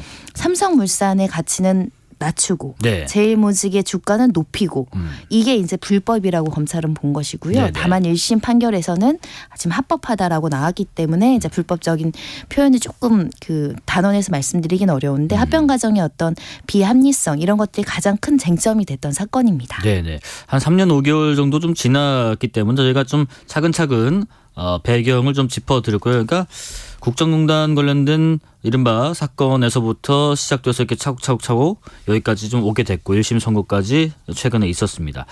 그 말씀하신 삼성물산 또 제일모직의 두 합병, 이 두 회사가 합병하면서 이재용 당시 부회장, 지금 회장이 얻었던 게 경영권 강화였나요? 얻은 이익은 뭐였다고 볼 수 있을지요? 경영권 승계라는 예. 이익은 존재했습니다. 네. 그리고 경영권 승계 작업이 있었다는 것은 이미 법원 판례를 통해서 확정이 된 사실이고 네네. 이 경영권을 승계받는 과정은 이렇습니다. 예전에 에버랜드 CB 사건 기억나실지 모르겠는데 에버랜드 전환사채를 받아서 삼성생명을 지배하고 삼성전자를 이제 지배하고 그러니까 영향력을 확대할 수 있다는 거죠. 의결권 지배권을. 그에 나아가서 이제 삼성물산 주식이 이재용 회장이 단 한 주도 없었습니다. 네네. 다만 제일모직 주식은 23.3% 가량을 갖고 있었거든요. 그러니까 제일모직과 삼성물산을 합병을 해서 신삼성물산을 만들면 제일모직이 가지고 있는 주식으로 삼성물산까지 지배력이 확대한 이익을 가질 수 있는 거고 네. 이 삼성물산의 주주나 경영권을 확보한다는 의미는 삼성전자에도 지배력을 확보할 수 있는 논리적 구조가 되는 겁니다. 그러다 보니까 제일모직과 삼성물산을 합병을 하게 됐고 네네. 그 과정에서 지배력을 확보하기 위한 유리한 조건으로 합병 합병 비율을 1대 0.3으로 만들었던 것이고 1대 0.3. 근데 이 합병 비율이 적당하고 적정해야 되거든요. 그러려면 제일모직이 가지고 있는 주가가 높아야 되니까 그 당시에 그런 주가를 띄우기 위해서는 여러 가지 이제 개발 계획을 이야기를 합니다. 뭐 에버랜드를 계약을 한다던가 용인을 계획을 한다든가 그리고 가장 핵심적인 부분이 삼성바이오로직스 삼바라고 얘기하는 삼바의 밑에 있는 에피스라는 회사가 있는데 네네. 그 관련된 정보를 함에 있어서 회계 문식을 통해서 가치를 4조 원까지 끌어올렸다. 그래서 제일모직의 가치를 높게 평가하는 여러 가지 허위 공시를 했다라고 이제 검찰은 기소를 했지만 외부감사법도 전부 무죄가 나온 상황이기 때문에 네. 이런 절차를 통해서 이제 경영권 승계라는 이익이 있었으나 문제는 법원에서 업무상 배임을 판단하면서 업무상 배임은 회사한테는 손해를 입히고 나한테는 이익을 가져오는 구조가 성립해야 되거든요. 네. 근데 이재용 회장이 가지는 이익도 너무 추상적이다 이렇게 법원이 봤거든요. 사실 여기서 돈으로는 딱 몇 원, 뭐 1,000억 뭐 이렇게 지금 특정되어 있지는 않습니다. 네, 네. 그러면 뭐 이번에 법원에서는 뭐 합병 과정이 경영권 강화에 도움을 됐을 수는 있지만 이게 삼성물산 주주들의 이익을 희생시키는 부정한 방식으로 진행된 건 아니다라는 취지로 다시 말해서 경영권 강화와 승계만이 합병의 유일한 목적이라고 단정할 수 없다라고 한 게 이번 1심의 핵심인지요? 네, 그렇습니다. 그러니까 이 합병이 오로지 이재용 개인의 사적인 이익만을 추구하고 네. 주주나 회사에게는 손해가 왔다고 한다면 유죄가 인정될 가능성이 매우 높은데 네네. 재판부는 이 합병 과정을 보니까 일반적인 기업들은 인수합병 많이 하고 투자도 하고 기업을 사기도 하고 이런 여러 가지 이제 장기 플랜들을 세우잖아요. 예. 그 계획에 여러 가지 사업상의 합리적인 목적도 있고 그 와중에 이 재벌 총수라는 그 어떤 승계라는 목적도 수반됐다. 그러니까 목적이 여러 개였다. 네. 온리 이 목적만으로 불법을 자행한 것은 아니다. 이렇게 판단을 한 것이고요. 실제로 이 삼성물산, 그러니까 제일모직과 삼성물산이 그러면 합병을 하면서 삼성물산이란 회사의 가치가 엄청 떨어졌느냐. 그게 또 아니라는 거죠. 네네. 전반적으로는 삼성에 대한 지배권을 강화하고 경영권을 안정화시키면서 이 회사의 이익이 증가되고 주주들도 큰 손해가 없었기 때문에 이것은 주주들의 손해로 기결되지 않거나 회사의 손해로 기결되지 않았다라는 게 법원의 판단입니다. 지금 그제 법원 판단 이후에 외신에서도 지금 이재용 회장의 어떤 무죄를 관심 있게 다뤘더라고요. 이게 뭐 글로벌 헤지펀드 엘리엇과 또 우리 정부가 다투고 있는 국제 투자 분쟁 절차에도 영향이 있을 거란 관측도 있던데요. 이 사안도 좀 복잡하긴 한데 일단은 엘리엇이 우리 정부를 상대로 왜 소송을 건 건지요? 엘리엇은요. 이 합병 결의 과정에서 나는 합병에 반대합니다라고 명시적으로 외친 펀드입니다. 그러니까 나는 주주로서 합병에 반대할 거예요라고 이야기를 했는데 국민연금이 그 당시에 이제 삼성물산 주식을 꽤 갖고 있었거든요. 근데 국민연금이 한 11% 넘게 가지고 있으면서 찬성을 하도록 이제 정부에서 압박해서 국민연금에서 문영표 전 보건복지부 장관이 직권남용으로 구속되기도 했었고 실형이 확정이 됐죠. 그래서 정부의 외압으로 이렇게 우리는 반대를 했는데 정부가 가지고 있는 표로 이렇게 찬성 결의를 한 게 불법이고 위법한 개입이다 이렇게 엘리엇이 주장을 했고 국제 이제 분쟁소에서 인용이 됐습니다. 1,000억 원대 손해를 주장했지만 600억대는 지금 승소한 상황이고 우리 정부가 이것을 불복해서 이제 취소시키겠다라고 하는 것인데 만약에 이렇게 1심 판결이 계속 유지가 돼서 경영권 승계는 있었는데 경영권 승계라는 건 합법일 수도 있고 불법일 수도 있잖아요. 근데 불법이라는 주장이 깨진 겁니다. 그럼 경영권 승계가 합법이고 합병도 적법했는데 그럼 엘리엇의 주장이 깨지게 되죠. 그럼 우리 정부의 대응이 조금 더 힘이 실 수 있게 되는 거예요? 네, 힘은 실릴 수 있습니다. 다만 정부가 개입을 해서 합병 결의에 어떤 직권남용을 한 혐의는 이미 대법원 판결로 확정이 됐거든요. 그러니까 판결로서 확정이 됐기 때문에 그걸 깨트리지 않으면 쉽지 않거든요. 그래서 이 사건이 절대적인 영향을 끼치진 않지만 그래도 유리한 고지를 만들 수 있다는 건 분명하고요. 외신에서는 어찌됐든 우리 삼성그룹이라는 것이 세계적인 글로벌 기업이기 때문에 여러 가지 경제적인 활동이나 경영 투자나 이런 것들을 외신에서는 바라는 측면이 있기 때문에 긍정적인 보도도 많이 나오고 있습니다. 사법 리스크가 해소돼서 이제 삼성이 가지는 여러 가지 이제 경제 활동이 더 굉장히 활발해질 가능성에 대한 전망도 있는 상황입니다. 자, 지금 이 부분은 조금 헷갈리는 게 있어요. 과거에 이재용 회장이 이른바 국정농단 사건에서 뇌물공여 혐의로 유죄 확정을 받았었는데 뇌물의 대가로 인정된 경영권 승계 의혹에 대해서는 또 무죄 판단을 받았단 말이죠. 이건 어떤 상관관계로 해석해야 될까요? 그래서 사실은 이게 조금 상식적에서는 설명하기가 좀 애매한 부분입니다. 네네. 예를 들면 쉽게 말씀드리면 아니 적법한 절차를 진행해서 합병이든 그 승계든 하면 되는데 네. 굳이 뇌물까지 줘가면서 이것을 부탁할 일인가? 예, 라는 예. 기본적인 고민이 들잖아요. 그렇죠. 재판부도 아마 이 점을 고민을 했을 겁니다.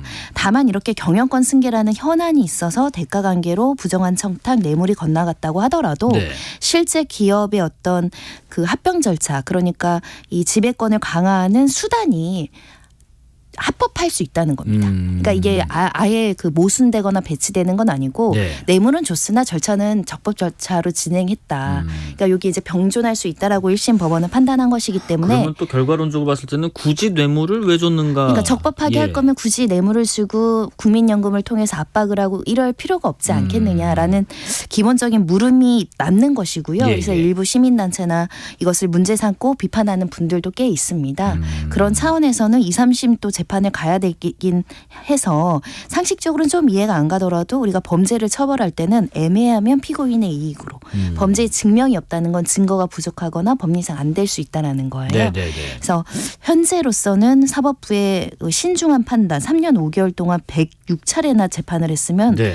정말 이 재판을 한 판사님들은 머리카락에 흰머리가 생길 정도로 고민을 하신 거거든요. 네네. 그러니까 일단 존중을 해주는 것이고요. 그 판단에 대해서 일단은 합병 과정은 불법하지 않고 범죄로 보기 어렵다라는 겁니다. 행위는 있었지만 그래도 그 과정과 절차는 또 그대로 또 이해가 된다. 범죄가 아니다. 예, 범죄가 네. 아니다. 그런 말씀이죠. 그러면은 이번 1심에서 어떤 기소 내용, 그러니까 판결의 재판에 넘어간 내용 전체가 지금 무죄로 나오면서 네. 어떻게 보면 좀 완패를 하게 된 검찰 측, 이 검찰 측에서는 어떤 반응이 나온 게 있을지 궁금합니다. 향후 대응이랄지요. 사실 명시적인 반응을 내지 않고 있어서 네. 조금 더 아쉬운 측면이 있습니다. 왜냐하면 지금 피고인 14명 그리고 저도 예측을 했는데 19개 범죄 중에 일부 무죄는 나올 수 있다고 봤지만 전부 무죄가 나올 것이라고는 예상하기 어려웠거든요. 네. 수사가 미진했거나 공소유지 단계에서 꼼꼼하게 하지 못했거나 또는 좀 무리하게 기소했다고 말할 수밖에 없는 어떤 분들 상황이죠. 그러시더라고요. 대전제가 무너지니까 도미노처럼 다른 것들도 혐의가 다 자연스럽게 자동적으로 무죄가 된 거 아닌가 하는 그 고리도 얘기하시던데 어쨌든 수사가 좀 미진한 부분도 있을 수 있겠네요. 수사가 미진했다고 하기에는 장시간 굉장히 많은 압수수색과 참고인들을 불렀기 때문에 그렇죠. 3년 5개월 동안. 일단은 법원과 검찰이 바라보는 시각이 많이 다를 수 있다. 네. 특히 경영상 판단과 관련해서는 우리가 법원에 가서 많이 무죄가 나오기도 하기 때문에 이 합병도 결국은 개인의 이익도 있지만 네. 전체적으로 삼성그룹에 대한 어떤 경영권이나 사업을 활성화시키기 위한 목적도 존재했기 때문에 무죄가 나온 거고 네. 그러다 보니까 이 합병 과정에서의 그 회계 처리도 무죄가 나오는 거고 이 합병이 뭐 합법적이라면 업무상 배임도 불법이라고 보기 어려운 그 말씀하신 대로 순차적인 무죄 판단이 나올 여지가 있다라고 말씀드릴 수 있을 것 같고요. 다만 이제 검찰에서는 일주일 이내에 항소를 해야 되는데 네네. 일단 항소할 것으로는 예상이 됩니다. 이대로 무죄 판결을 수긍하면 수사의 정당성과 필요성을 검찰 스스로 부인하는 꼴이 돼버리기 때문에 항소해서 다시 한번 다툴 것이라고 생각이 들고요. 가장 중요한 것은 인위적으로 주가를 시세 조정했느냐인 거죠. 물산은 떨어뜨리고 제일모직은 올리기 위해서 네. 불법적인 허위 공시를 했는가 여부인데 그 부분에 대한 입증이 조금 더 필요하다고 한다면 항소심에서 다른 판단이 나올 여지도 있어서 검찰에서는 항소하지 않을까 생각이 들고요. 예.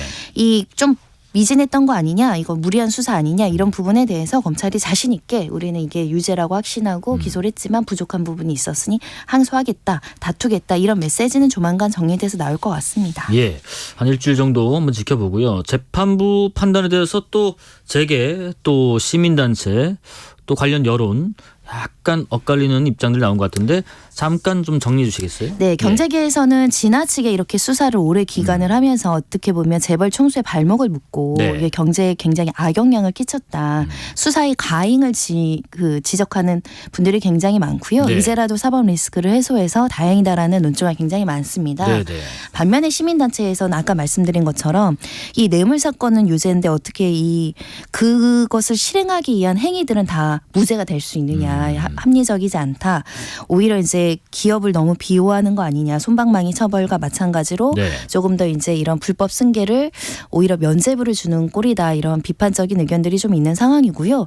제 개인적인 입장에서는 유죄가 나오기에 까다롭고 여러 가지 기업에는 다양한 요소와 다양한 목적이 존재할 수 있기 때문에 네. 무죄가 나을 수도 있다고 생각합니다. 네네. 다만 이제 개인적인 관심은 그럼 앞으로 다른 기업들도 많잖아요. 다른 기업들도 지배 구조를 개선한다는 목적 하에 또는 지배력을 강화하거나 경영권을 방어하거나 M&A를 방어하기 위해서 이런 합병이 이루어질 수 있잖아요. 예. 그럼 똑같이 이재용 회장과 같은 방식으로 합병을 해서 주식을 늘리거나 지배력을 강화하는 수단이 자칫 이건 합법이야라고 해서 계속 이렇게 이루어지는 것이 우리 자본시장에 맞는가. 네네. 그런 고민을 할 필요가 있지 않을까 생각을 합니다. 그러니까 어떤 선례가 돼서 뒤이은 어떤 그 기업의 판단도 뒤따를 수 있다는 말씀이신 것 같고, 이재용 회장에 대한 어떤 법적인 판단도 판단이지만은 시장이 또 어떤 반응을 내놨냐도 좀 관심이 가더라고요. 당장 삼성전자 주식 가격에 끼친 영향도 있는지도 궁금하고요. 네, 이재용 회장의 사실은 이게 뭐 수사나 재판이 처음 있는 일도 아니고 또 실제로 구속된 적이 있었는데 예전에 구속됐을 때 제 기억에는 삼성 주가 조금 올랐던 기억이 있었거든요. 근데 이번에는 조금 떨어진 내용들이 나오고 있습니다. 네. 근데 좀 미미한 수치이기 때문에 이게 무죄가 전부 영향을 시장에 미쳤다고는 평가하기 어렵지 않을까 생각이 들고요. 네네. 오히려 이제 삼성의 미래에 대해서 좀 긍정적으로 이번에 만약에 유죄가 나와서 실형이 선고된다고 한다면 굉장히 좀 리스크가 커질 가능성이 있었기 때문에 우려가 좀 불식됐다라는 의견도 많은 상황입니다. 네, 여론의 어떤 반응들 한번 좀 말씀 살펴봤고, 이것과는 그래도 별개로 아까 잠깐 뭐 우리가 예상도 해봤지만은 재판 자체는 항소를 통해서 2심 이후에 대법원까지 갈 것 같으신지, 또 앞으로 다투게 될 쟁점 아까도 잠깐 몇 가지 언급해 주셨지만 어떤 내용이 주요하게 검찰에서는 또 보완을 하고 재판부에서 이를 받아들이고 삼성 측에서 이를 변호할지도 궁금하네요. 네, 일단 두 가지 숙제, 아까 말한 인위적인 어떤 주가의 그 흐름에 대한 시세 조정. 그러니까 물산은 내리고 제일모직은 올리는 그 과정에서 허위 공시를 했다라는 게 굉장히 컸거든요. 여러 가지 계획을 발표하거나 뭐 콜옵션이나 이런 거를 발표하지 않거나 이런 부분에 대해서 판단이 달라질지 굉장히 중요할 것 같습니다. 네. 자본시장법상 시세 조정은 주가를 조작한다라는 의미거든요. 그러니까 이 판단은 다른 주가 조작 사건에도 굉장히 영향을 미칠 필요가 있어서 항소심에서 조금 더 엄격하게 바라볼 여지가 있어서 이게 허위 정보였냐, 알려진 정보였냐, 실제로 이게 주가를 띄우기 위한 목적이었느냐, 이런 데에 대한 다른 판단을 한번 가질 필요가 있는 것 같고요. 네. 특히 이제 외부감사법 관련해서는 이 재무제표 회계 처리를 이렇게 회계 처리하는 기준이 여러 가지가 있죠. 이번에 무죄가 나온 부분은 국제적인 회계 기준에 이 기준을 세우는 것도 합당하다. 그리고 여러 가지 회계팀에서 절차대로 회계를 처리를 했다. 이게 굉장히 주요했는데 사실은 이거는 금융 쪽, 금융위원회나 관련된 기관에서 이거는 분식회계라고 전문가들의 의견을 받들어서 고발 조치까지 이루어진 거거든요. 그래서 금융 쪽 시각이 조금 더 달라질 수 있다. 이 회계 관리와 관련해서는요. 그래서 이런 부분들은 앞으로 항소심에서도 큰 쟁점이 될 것 같습니다. 왜냐하면 이렇게 분식회계를 해서 처벌받은 사례들이 있다면 이 사안이 무죄로 난다면 아니 이 로직스 사건은 회계 분식이 아니라고 하는데 왜 우리 사건은 유죄냐, 이런 또 반론이 나올 수 있거든요. 그래서 요거는 좀 신중하게 항소심 대법원까지 갈 것 같습니다. 방금 말씀하신 바로 그 부분이 앞으로 향후에 뭐 유무죄 판단이 뒤바뀔 수도 있는 가능성이 있는 부분이기 때문에 검찰에서는 항소 과정에서 물론 아직 항소를 하진 않았지만 보강을 할 테고, 또 삼성 측에서도 이에 대해서 대응하는 어떤 근거랄지 논리를 잘 준비를 하지 않을까 싶습니다. 사실 그 삼성의 경영권 승계를 둘러싼 이 재판은 벌써 여러 건 있었고요. 또 수사가 이루어진 역사만 해도 벌써 20년이 넘는다고 하더라고요. 근데 이번이 뭐 1심이지만 이번 재판 결과가 이 같은 흐름에서 또 어떤 의미를 갖는지 아까 뭐 다른 기업들의 향후 어떤 그 사례도 있을 수 있다는 말씀하셨는데 그거 포함해서 한 번 더 정리를 해주실까요? 이재용 그 회장에 이르기까지 기본적으로 28년이 걸렸다 이런 이야기가 있습니다. 그러니까 처음에 60억대로 이제 지분을 사들이거나 지배권을 가지는 그 출발선이 에버랜드 CB 사건이었고요. 네네. 그때부터 이제 수사가 진행이 돼서 이제 최종적으로 지금에 이르러서 이제 일단 지배권 승계는 확정이 됐죠. 회장으로서 경영에 총수가 됐기 때문에 그 과정에 불법적이 있는지가 한 크게는 3건으로 이제 수사가 이루어진 것이고 더 이상의 수사는 없기 때문에 이 사건이 어떻게 최종적으로 확정되는지가 굉장히 중요할 것 같은데요. 그 과정에서 뭐 실형도 받았었고 준법 경영을 하겠다, 뭐 경영권 자식들한테 물려주지 않겠다 여러 가지 이제 개선 방안에 대한 노력도 있었습니다.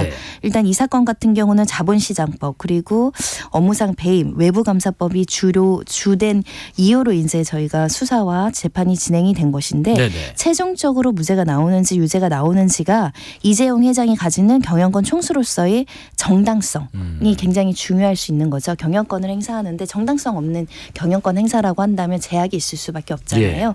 그래서 1심 선고는 이재용 회장으로서는 굉장히 어떻게 보면 좋은 신호이다. 왜냐하면 경영권을 행사하는데 불법이었고 적법하다는 법원의 판단이 있었기 때문이거든요. 이걸 유지하는 게 굉장히 이 삼성 입장에서는 굉장히 중요한 내용이 되지 않을까 생각이 들고요.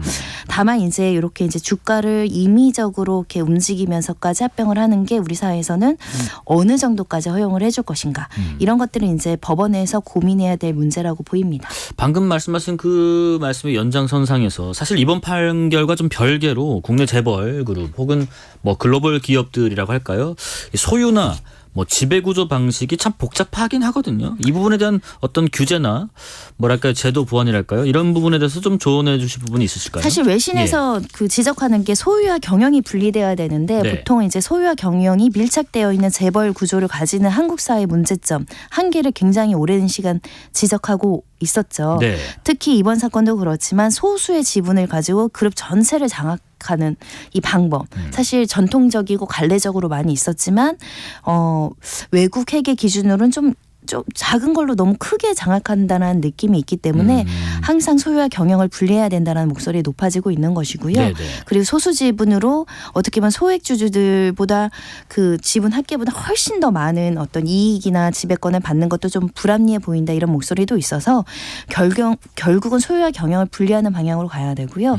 그리고 투명성이 가장 관건입니다. 자사주에 관련해 가지고 무엇을 하지 못하게 규제를 한다거나 여러 가지 규제 방법은 나오는데 규제를 만다면 그걸 회피해서 사실은 다른 방안을 취득하는 전례들이 많기 때문에 좀 더 선제적으로 규제할 필요가 있고 특히 자본시장은 투명성이 핵심이거든요.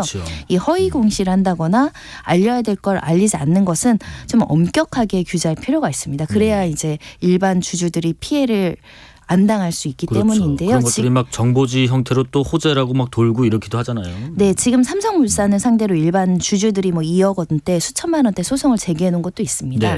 이게 이제 합법이라고 판단이 나면 그 소송에서 주주들은 패소 가능성이 높아진 거죠. 그래서 일반 투자자들을 보호하는 방식으로 자본시장이 운영이 돼야 되고 자본시장법이 위반돼서 재판으로 왔을 때도 좀 일반 어떤 소비자라고 일반 주주들을 좀 보호하는 방식으로 좀 엄격하게 이루어질 필요는 있는 것 같습니다.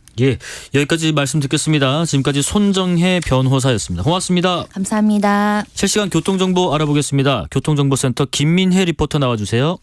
네, 시각 교통 정보입니다. 도로 곳곳으로 이동량 많습니다. 특히 서울시내 간선도로 내부 순환도로 성산 방향인데요. 연희에서 성산램프 부근 1차로에서 추돌 사고 났습니다. 현재 1차로가 막혀 있어서 부근으로 극심한 정체 이어지고 있어서 참고하셔야겠고요. 올림픽대로 하남 방향으로도 방화대교에서 가양대교 사이 4차로에서 추돌 사고나 처리 중입니다. 고속도로는 수도권 제 순환고속도로 판교에서 일산 방향으로 판교 분기점에서 노고산 터널까지 총 36km 가다 서다를 반복하고 있고요. 판교에서 구리 쪽으로는 서하남 부근으로 정체되고 있고요. 광암터널에서 토평까지는 10km 정체입니다. 경부고속도로 서울 쪽으로는 안성 분기점에서 한남까지 총 29km 정체되고 있고요. 평택 시흥고속도로 시흥 방향으로는 조암에서 남한산 분기점까지 14km 정체입니다. 지금까지 KBS 교통정보센터였습니다.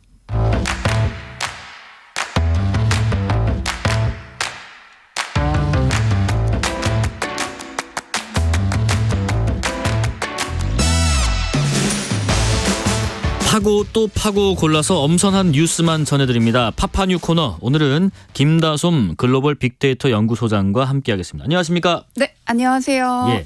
오늘 저 큰 뉴스들이 몇 개 있었는데 그 중에 하나가 정부가 정책 발표한 것 중에 하나가 있죠. 네. 올해 입시에서 의과대학 정원을 2,000명 늘리겠다라고 발표를 했고요. 확대하는 거죠. 그러니까 의사 정원 확대가 뭐 거의 20년 가까이 제자리 걸음이었던 것 같은데 이번에는 정부가 어떤 특단의 대책을 내놓는가 하는 생각이 듭니다. 우선은 청취자분들에게 의대 정원에서 뭐가 어떤 식으로 좀 바뀌었는지 설명을 좀 간략히 해주시죠. 네, 이제 오늘 보건부가요 2025학년도 네. 의과대학 입학 정원을 현재보다 2,000명 더 많은 5,058명으로 늘리겠다라고 이제 밝혔는데요. 네. 사실 당초 예상됐던 인원은 한 1,000명대였는데 네. 이제 2,000명을 늘리겠다라고 해서 굉장히 파격적인 수준으로 우리가 보고 있습니다. 왜 2,000명이냐 이게 근거가 있거든요. 그렇죠. 이제 10년 뒤인 2035년에 의사 수가 15,000명 정도가 부족할 것이다라고 예상하고 있는데 10년 뒤에요. 그렇죠. 네. 그런데 우리 의대가 6년이잖아요. 그러면은 2025학년도서부터 2,000명을 추가로 입학하게 되면 2031년서부터는 의사 인력이 배출이 됩니다. 네. 그렇게 되면은 2035년까지 5년에 걸쳐서 한 10,000명 정도 늘어나지 않겠냐라는 걸로 이제 2,000명으로 뽑았다고 합니다. 네. 근데 지금 이게 의대 정원을 2,000명 늘린다고 하면 네. 당장 내년도 의과대학 정원이니까요. 그쵸. 지금 뭐 수험생들, 뭐 학부모들, 또 뭐 입시학원 업계들 굉장히 초미의 관심사였겠습니다. 네, 맞습니다. 제가 이제 의대 정원이라고 네이버에 이제 검색을 했을 네. 때 가장 먼저 띈 게 학부모, 맘카페 커뮤니티, 또 네. 입시 관련 커뮤니티에서 굉장히 많은 질문들이 올라온 것을 볼 수 있었는데요. 지금 이들에게는 대학별 의대 배정 이 코너가 이제 초미의 관심사죠. 이제 정부는요 소규모 의과대학의 교육 역량 강화 그리고 또 지역 의료 지원의 필요성 등을 강조했는데요. 우선 비수도권 의대 입학 시 지역 인재 전형으로 60% 이상을 충원시키겠다라고 발표했습니다. 이 부분인 것 같은 게요. 지금 비수도권 의대 위주로 늘리고 네. 2,000명 늘리는 것에 있어서 거기서도 선발 그 과정에서도 전형에서도 지역 인재 선발 비율이 60%면 굉장히 많은 부분을 차지하거든요. 그렇죠. 이 부분도 상당히 중요해 보입니다. 네, 맞습니다. 예. 이제 지역 인재 전형에 대한 약간의 이해가 필요할 것 네. 같은데요. 이게 지역 대학에서 해당 지역의 출신 고등학교 졸업자만 지원이 가능한 겁니다. 예를 들면은 우리가 잘 아는 뭐 부산대 의대 지역 인재 전형은요. 네. 부산, 울산 그리고 경남 지역의 고교 출신자만 지원할 수 있다는 건데요. 부울경 지역에서 학교를 네. 나온 사람들에 한해서 맞아요. 그겁니다. 그런데 이제 지역 인재 전형을 이제 학생부 교과나 학생부 종합 전형으로 선발하게 되는데 네. 요게 지역 인재 전형으로 들어가는 것과 일반 전형으로 들어갈 때 내신 등급 차이가 꽤 커져요. 그래서 예. 약간 이제 문제의 소지도 있다라고 보는 측면도 있는데요. 입시 전형 우리가 뭐 아는 거 모르는 거 합쳐서 정말 이제 다양합니다만 크게 보면 학생부 교과 전형이랑 또 학생부 종합 전형으로 네네. 나눌 수 있습니다. 이제 교과 전형 같은 경우는 우리 모두 다 아시는 것처럼 내신으로 뭐 나누는 내신이겠죠. 거. 네네. 그리고 이제 종합 전형은요. 학종이라고 하죠. 학종은 성적뿐만 아니라 비교과, 자율 활동이라든지 동아리, 진로 활동, 뭐 대외 다양한 활동들, 것들. 맞아요. 수상 경력, 네. 흔히 말하는 스펙들로 이제 여러 가지를 합쳐서 나누는 것들인데요. 이거 종로학원에서 발표한 2023년도 자료를 잠깐 살펴보겠습니다. 내신을 중심으로 뽑는 학생부 교과 전형은요. 지역 인재 합격선이 평균 1.27 등급입니다. 네. 반면 지방권 의대 전국 선발은요 1.19 등급이었습니다. 그러니까 확실히 조금 더 낮죠. 네, 그러네요. 지금 근데 이번 발표 이후에 의사협회, 의협에서는 굉장히 반발이 강력한 것 같습니다. 네, 당장 맞아요. 뭐 총파업도 불사하겠다. 이런 입장을 의협에서 좀 갖고 있는 것 같은데 네. 하지만 정부는 총파업을 할 시에 또 강경 대응하겠다 이렇게 서로 맞붙고 있네요. 네, 맞습니다. 네. 정부는요, 전공의와 개헌의들이 총파업에 나설 경우 네. 업무 복귀 명령 등을 우리가 불사하겠다라고 했는데 이 보건복지부는 의사들이 집단 휴진할 경우에 업무 개시 명령서를 휴진 의료기관 개설자에게 전달하고 또 명령 위반자에 대해서는 행정처분은 물론이고요, 형사 고발 조치까지 검토 중인 상황입니다. 네. 어쨌든 지금 의사협회에서 이런 반발 움직임이 있고 네. 하지만 정부에서는 이거 업무 복귀 명령을 즉시 내리는 등의 어떤 대책을 포함해서 만약에 응하지 않으면 어떤 징계 방침까지 시사한 걸로 알려져 있고요. 어쨌든 지금 19년 만에 의대 입학 정원이 조정되는 현안들 네. 또 저희가 내일 또 자세하게 다뤄보는 시간을 가져보도록 하겠습니다. 웹툰 작가 주호민 씨의 아들을 정서적으로 학대한 혐의로 1심에서 유죄를 받은 특수교사 이분이 오늘 기자회견을 했더라고요. 무슨 내용으로 기자회견을 했나요? 네, 맞습니다. 예. 앞서 지난 1일 수원지법은요, 아동학대 혐의로 기소된 특수교사에게 벌금 200만 원의 선고를 유예했습니다. 네. 이에 대해서 특수교사 A씨가 오늘요, 경기도 교육청 고문 변호사 그리고 특수교사 노조 70여 명으로 이제 다 함께 이제 이 선고의 유감을 표명하는 항소 기자회견을 펼쳤는데요. 네네. 특히 이번 기자회견 A씨가 대중 앞에서 처음 모습을 드러내기도 했고 또 모든 이들이 국화꽃의 검은 옷을 들고 이제 검은 옷을 입고 있는 그런 퍼포먼스를 보여서 더욱더 인상 깊은 그런 모습을 보였는데요. 네. 이제 결국에는 A씨는요, 주 씨의 입장 모두 다 요목조목 반박했습니다. 네, 뭐라고 말씀했나요? 네, 주호민 측 예. 입장에 따르면은 우리가 이제 번개탄 유서를 쓰고 아내와 상의했다 등의 어떤 자극적인 표현을 생방송 라이브에서 여러 번 언급을 했었거든요. 그런 것에 대해서 이 A씨는 이 사건의 본질을 왜곡시켰다라고 유감을 표명했고요. 이게 이제 어떤 그 유죄 판결 네. 이후에 주호민 씨 측에서 라이브 방송 뭐 이렇게 생방송 개념으로 맞습니다. 하면서 그런 말을 한 것에 대해서 우선 유감을 표명했네요. 네. 그리고 또 본인이 금전을 요구했다는 주씨 측의 주장에 대해서는 나는 금전 요구한 적 없다. 라고 반박하면서 이거 과장되고 확대된 어떤 주장이다라고 이제 이야기했습니다. 네. 특히 이제 주 씨가요, 특수교사 A 씨가 수업 중 욕설을 했다, 네. 쥐새끼라는 단어를 썼다라는 것에 대해서도 본인은 평생 결단코 단 한 번도 그런 단어 쓴 적이 없다라고 이야기했습니다. 네, 욕설 관련해서도 그런 적 없다라고 이제 맞받았고요. 네. 어쨌든 지금 판결에서 굉장히 지금 이슈가 됐고 앞으로도 이슈가 계속 이어질 것 같은 부분이 이 불법 녹음을 네. 어떤 증거로 일부 인정한 점인데 이게 어떤 특수한 이 상황에 놓여진 이 특수 아동의 입장에서 일부 가능한 부분으로 봤단 말이죠. 그래서 이 부분이 유죄 판결 앞으로도 계속 이슈가 되겠습니다. 네, 그렇습니다. 이번 재판에서는 몰래 네. 녹음, 불법 녹음의 증거 능력이 쟁점화됐었죠. 네. 1심은 문제가 된 녹취록이 공개되지 않은 타인 간 대화를 녹음한 것이라고 위법 수집 증거에 해당한다라고 말을 하면서도 네네. 이 사건의 예외성을 고려해서 증거 능력 인정하고 A씨를 정서 학대 혐의에 대해서 유죄 판결을 내렸습니다. 뭐 이런 내용 담긴 녹음이었는데요. 너 버릇이 매우 고약하다 네네. 이러면서 너 정말 싫다 뭐 이런 발언들이 있었습니다. 그리고 또 아들의 배변 실수를 확인하기 위해서 녹음기를 넣었다라고 이제 주씨 측에서는 주장을 했는데 네. 이거에 대해서도 이 교사는 학교에서 학교 폭력 문제를 어떻게 처리하는지 궁금하기 위해서 넣은 거 아닌가라고 하면서 4시간 동안 이 학생과 대화를 했는데 그중에 5분만 내용을 듣고 판단이 내려져서 나는 아쉬움이 남는다라고 이야기하면서 결국엔 주 씨와 특수교사가 이제 갈등이 점점 비화되고 있는 그런 모양새를 보여주고 있습니다. 예. 어쨌든 지금 또 A 씨 네. 이분께서 또 기자회견에서 그런 얘기도 했다더라고요. 싫다라고 표현한 거는 어떤 아동의 문제 행동에 대해 초점을 둔 거지 아동 자체를 싫다 한 게 아니다라는 맞습니다. 또 부정을 하기도 했고요. 어쨌든 지금 이번 그 판결로 인해서 이번 사건이 주호민 씨와 이 특수교사 간의 어떤 네. 개인 간 문제가 아니라 좀 커지고 있는 모양새도 보입니다. 특수아동과 어떤 교권 관련된 문제로 지금 확대되고 있는 양상인 것 같은데 네. 며칠 전에 뭐 주호민 씨와 같은 반 특수학급의 부모님께서도 입장을 내놨더라고요. 많이 또 화제가 됐었죠.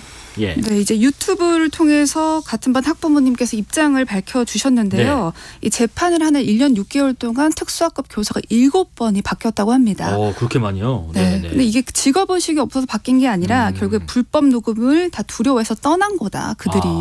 그래서 본인의 입맛에 맞지 않는 선생님 교체하는 거, 이거 그리고 녹음기 넣어서 아동학대라고 주장하는 거 나는 옳다고 생각하지 않는다. 네. 왜냐하면 선생님을 빼앗긴 같은 학급의 다른 아이들도 어떻게 보면 같은 아동학대를 당하고 있는 거 아니냐라고 이제 반박을 하면서요.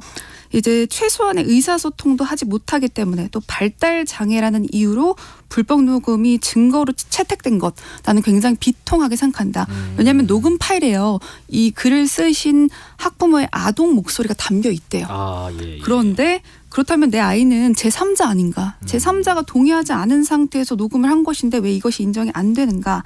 그래서 장애가 있다고 해서 내 아이를 무시하는 처사 아니냐라고 해서 반문했고요. 예. 또 결국에 한순간에 뭐 특정 단어들 있잖아요. 우리가 앞서서 언급했던 그런 단어들에 의해서 특수학급 교사의 어떤 경력이 다 날아간다면 사실 어떤 사람이 우리 특수학급의 아이들을 돌보겠는가라고 이야기하면서 이제 걱정을 많이 우려하셨는데 네. 특수교육과 이 통합교육의 후퇴를 걱정하는 학부모의 입장을 우리가 들어볼 수 있었습니다. 네, 하여튼 이 같은 반의 특수학급 부모께서 입장을 내놓은 거는 핵심은 그건 것 같아요.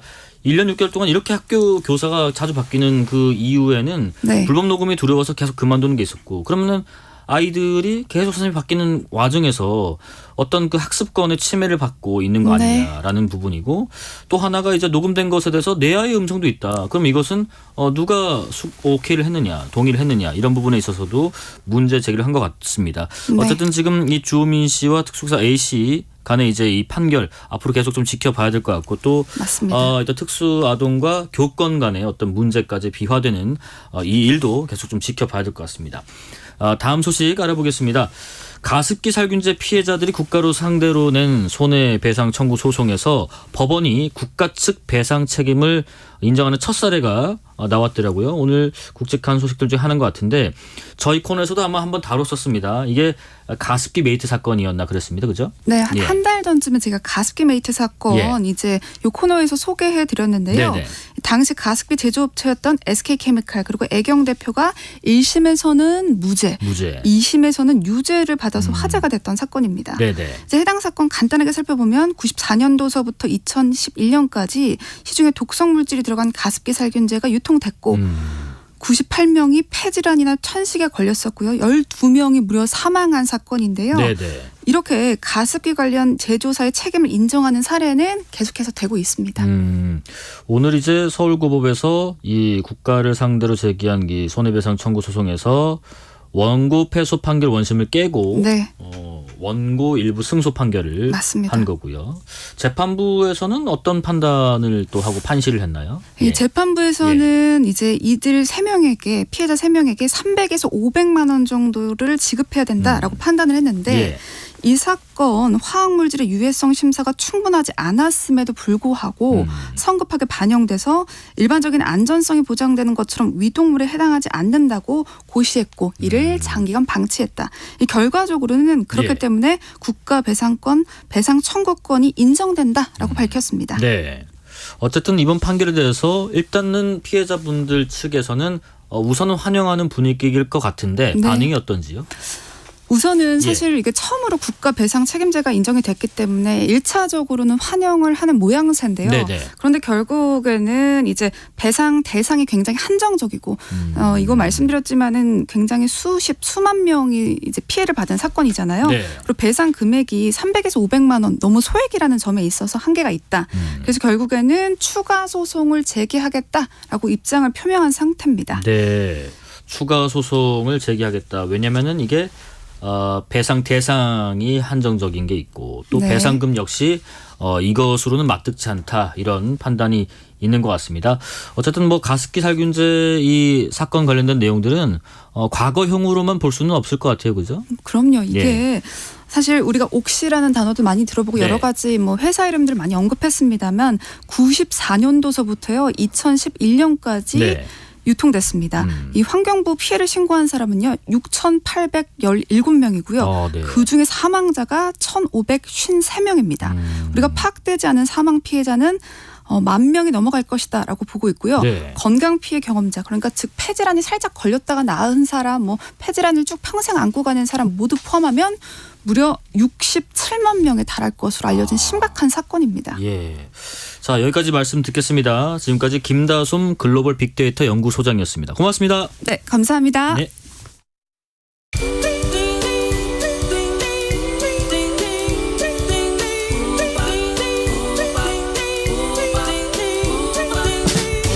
오늘 하루 뉴스를 정리해주는 다정한 편지 한 통. KBS 1라디오 뉴스레터 K.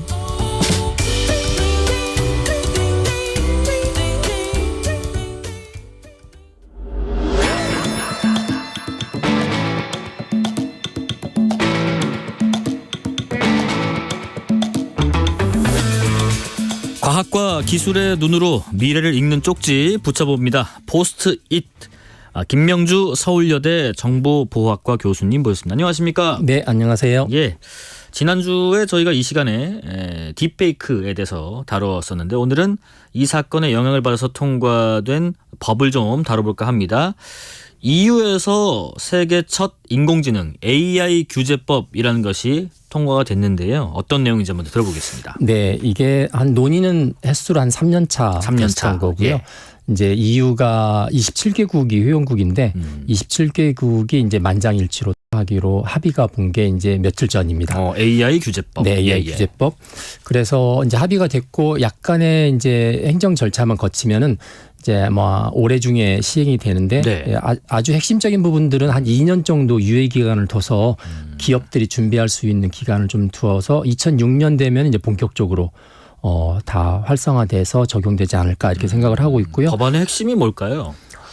가장 중요한 거는 이제 AI가 위험하다는 거예요. 네. 어떤 AI는 정말 위험해서 이 법의 핵심은 모든 AI를 위험이라는 기준을 가지고 구분했어요.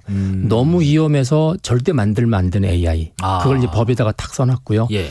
그 다음에 이거는 이제 만들어도 되지만 진짜 위험한 고위험 AI 이렇게 써놨고 또 하나는 이거는 뭐 위험하지 않은 건 아닌데 어떻게 보는 거에 따라서는 위험할 수 있기 때문에 요거는 정보를 모두한테 공개해라. 뭐 이렇게 이제 투명성을 요구하는 AI. 그게 네네. 이제 챗GPT 같은 겁니다. 그리고 이제 마지막이 위험이 조금 있건 없거나 이렇게 이제 한 4등급으로 구분해 놨고요.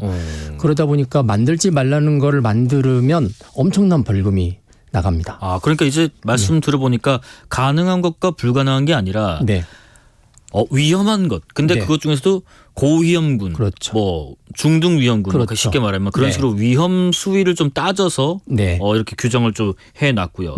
그 외에 저희가 최근에도 한번 언급은 드렸습니다만은 미국의 팝 가수 테일러 스위프트 이 사례도 아마 여기 많이 참고가 된 것 같아요. 그렇죠. 그게 이제 테일러 스위프트 같은 경우는 이제 중간에 뭐 AI를 통해서 조작해서 어떤 이제 그림을 만들어낸 거기 때문에 이제 이 유럽연합 법에 의하면 아까 이제 3번째 등급 정도, 그러니까 이런 게 있습니다. AI를 통해서 어떤 그림을 만들거나 글을 쓰거나 그렇게 되면 얘는 AI로 만들었다는 걸 표시해라.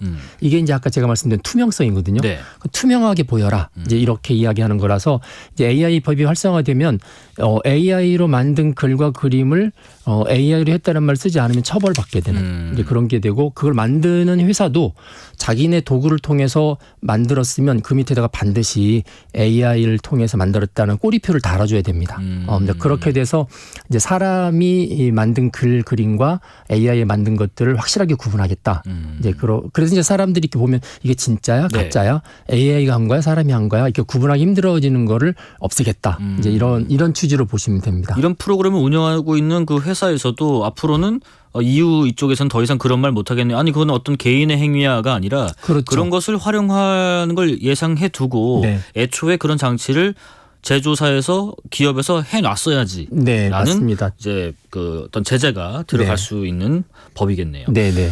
지금 인공지능 관련한 분쟁들 때문에 이런 법이 만들어졌다는 소개를 하고 있는데 그간에 이런 사고 분쟁 건수가 꽤 많았나요? 굉장히 많았습니다. 굉장히 많았고 문제는 그 분쟁을 처리할 수 있는 기준이 없잖아요. 법이 예. 없다 보니까. 그래서 이제 법률 비용들이 굉장히 많아지고 혼란이 더 많아져서 그래서 이제 법을 만들게 된 건데 방금 전에 이제 말씀드렸던 뭐 테일러 스위프트 같은 경우에 이제 개인적인 AI 때문에 개인적인 명예훼손이라든지 또 요즘 이제 선거철과 관련돼서 가짜 뉴스 민주주의를 흔든다 이래서 가짜 뉴스를 AI가 만드는 경우도 있지만 이제 개인적으로 그 전에 보면은 AI가 뭐 면접을 통해서 사람을 뽑기도 하고 떨어뜨리기도 하고 또 AI가 영국 같은 경우는 몇 년 전에 코로나 때 우리나라 같은 이제 수능 시험을 못 보기 때문에 네. AI가 이제 점수를 배정해 준 게 있어요.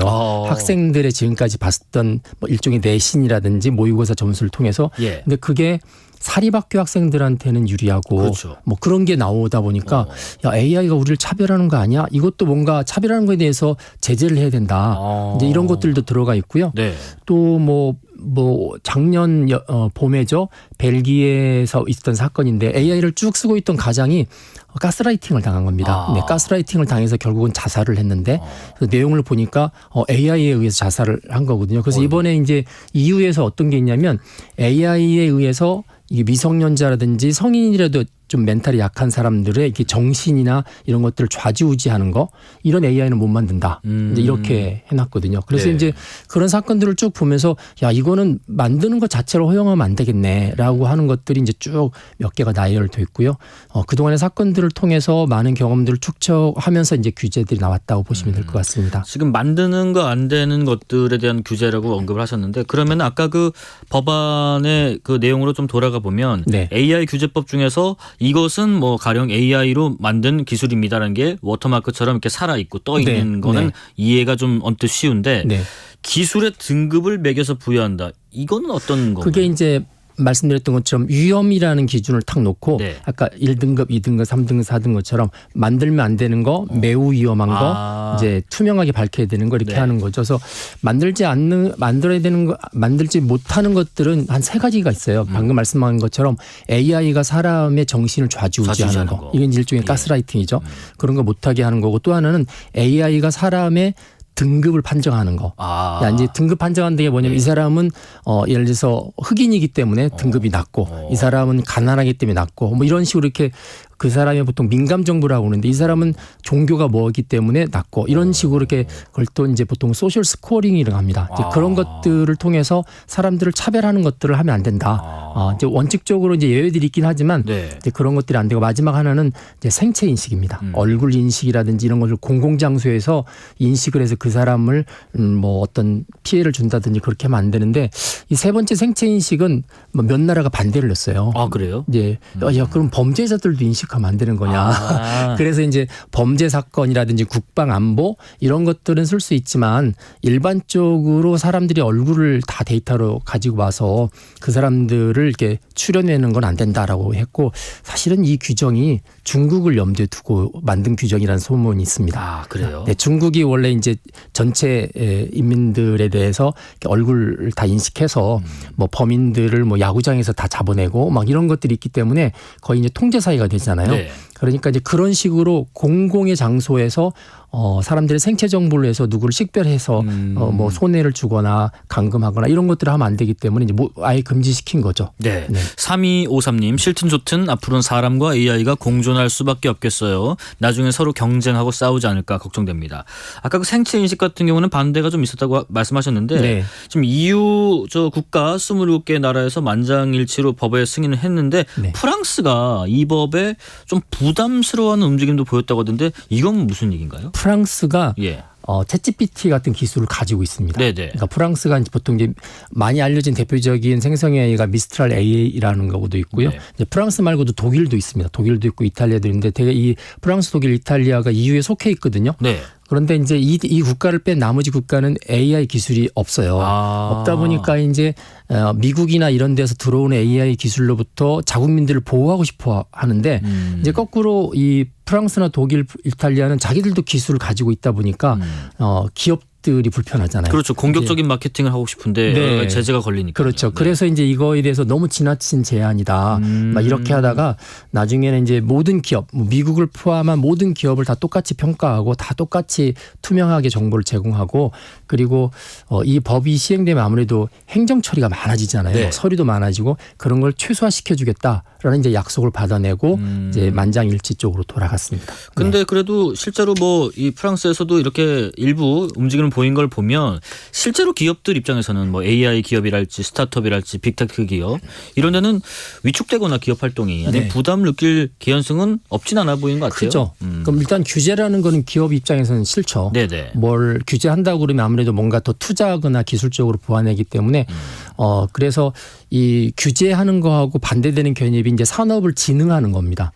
그래서 항상 새로운 산업이 나오면 국가 입장에서는 그 산업을 진흥시켜서 뭔가 더 새로운 먹거리를 만들려고 할 텐데 네. 그런데 이제 또 소비자 입장에서 보거나 그 산업과 직접 연관 없는 사람이 볼 때는 저것 때문에 또 부작용도 있고 여러 가지 악영향도 있고 그러면 또 규제를 해야 된다고 생각을 하는 거죠. 그래서 항상 이 줄다리기가 있는데 크게 보면 유럽연합은 어차피 미국의 그 빅테크 기술이나 이런 것들을 못 잡을 거라고 생각을 하고 네. 그래서 이제 주로 소비자 편입니다. 소비자 자국민들을 보호하는 편이고 미국은 그것보다는 기업들의 활동들을 많이 독려하는 편이기 때문에 이제 갈등들이 벌어지는 거고요. 이제 문제는 우리나라가 가운데 껴 있어요. 우리나라는 많은 시민단체나 이런 단체들이 유럽의 어떤 그런 제재를 많이 보기 때문에 예. 이제 이용자 입장에서는 그쪽을 우리도 빨리 도입해야 된다 이렇게 이야기하지만 또 정부 입장에서는 AI나 이런 산업들을 진흥시켜야 우리 후손들의 먹거리도 되기 때문에 진흥도 해야 되고 규제도 해야 되는 이 두 개의 그 딜레마가 이제 부딪히는 상황이 우리나라인 것 같습니다. 그러게 요새 뭐 정부 주요 기관들 보면은 AI가 안 붙은 사업이나 이런 정책 방향들이 없어요. 다 AI, 그렇죠. AI가 붙어 다 있는데 AI가 돼 있죠. 그런 분들 고려를 해야 될 부분이고 한 가지가요. 유럽이 이런 법안들 뭐 디지털 관련된 서비스법이랄지 이런 게 유독 좀 민감한 것 같긴 한데 그게 좀 이유가 있나요? 이제 방금 말씀드린 것처럼 이제 미국에 대한 견제도 있고요. 그리고 사실 이제 지금까지 이렇게 흐름을 보면 우리가 아는 것처럼 일본 인터넷 기업이라든지 그다음에 뭐 컨텐츠 기업, 빅테크 기업이 거의 다 미국에 거지를 주고 있는 회사들이거든요. 그러다 보니까 유럽 입장에서는 지금 인공지능마저도 이제 미국한테 뺏기면 안 된다. 이제 이런 상황들이기 때문에 그래서 견제가 좀 심한 편입니다. 그래서 심지어 어떤 경우가 있었냐면 챗GPT를 만든 오픈 AI의 샘 알트만이 이 지금 한 3년 정도 이 유럽연합의 법이 계속 논의돼 왔는데 계속 강화되는 쪽으로 갔거든요. 그러니까 한 번은 이런 식이면 유럽 시장은 우리 챗GPT 다 걷어내겠다. 못 들어간다. 이 정도까지 규제가 굉장히 심해서 그러니까 유럽연합 입장에서는 의도했던 바죠. 자기네 유럽 27개국에 미국에 있는 그 빅테크 기업들이 들어와서 AI 기업이 들어와서 마음대로 휘젓는 게 아니라 우리가 뭔가 컨트롤을 하겠다. 네. 이제 그런 의도를 가지고 있었기 때문에 실제도 이제 요 AI 법뿐만이 아니라 디지털 서비스법 또 디지털 마케팅법을 또 새로 만들었어요. 만들어서 또 똑같이 빅테크 기업들 이렇게 주는 형국을 취하고 있습니다. 예, 지금 EU에서 세계 최초로 만든 AI 규제법에 관련해서 말씀 나누고 있었는데 그러면 우리나라 같은 경우는 이 영향을 좀 받을지 가령 AI 관련된 법안이 뭐 상임위에 계류 중인 것도 꽤 있는 것 같고요.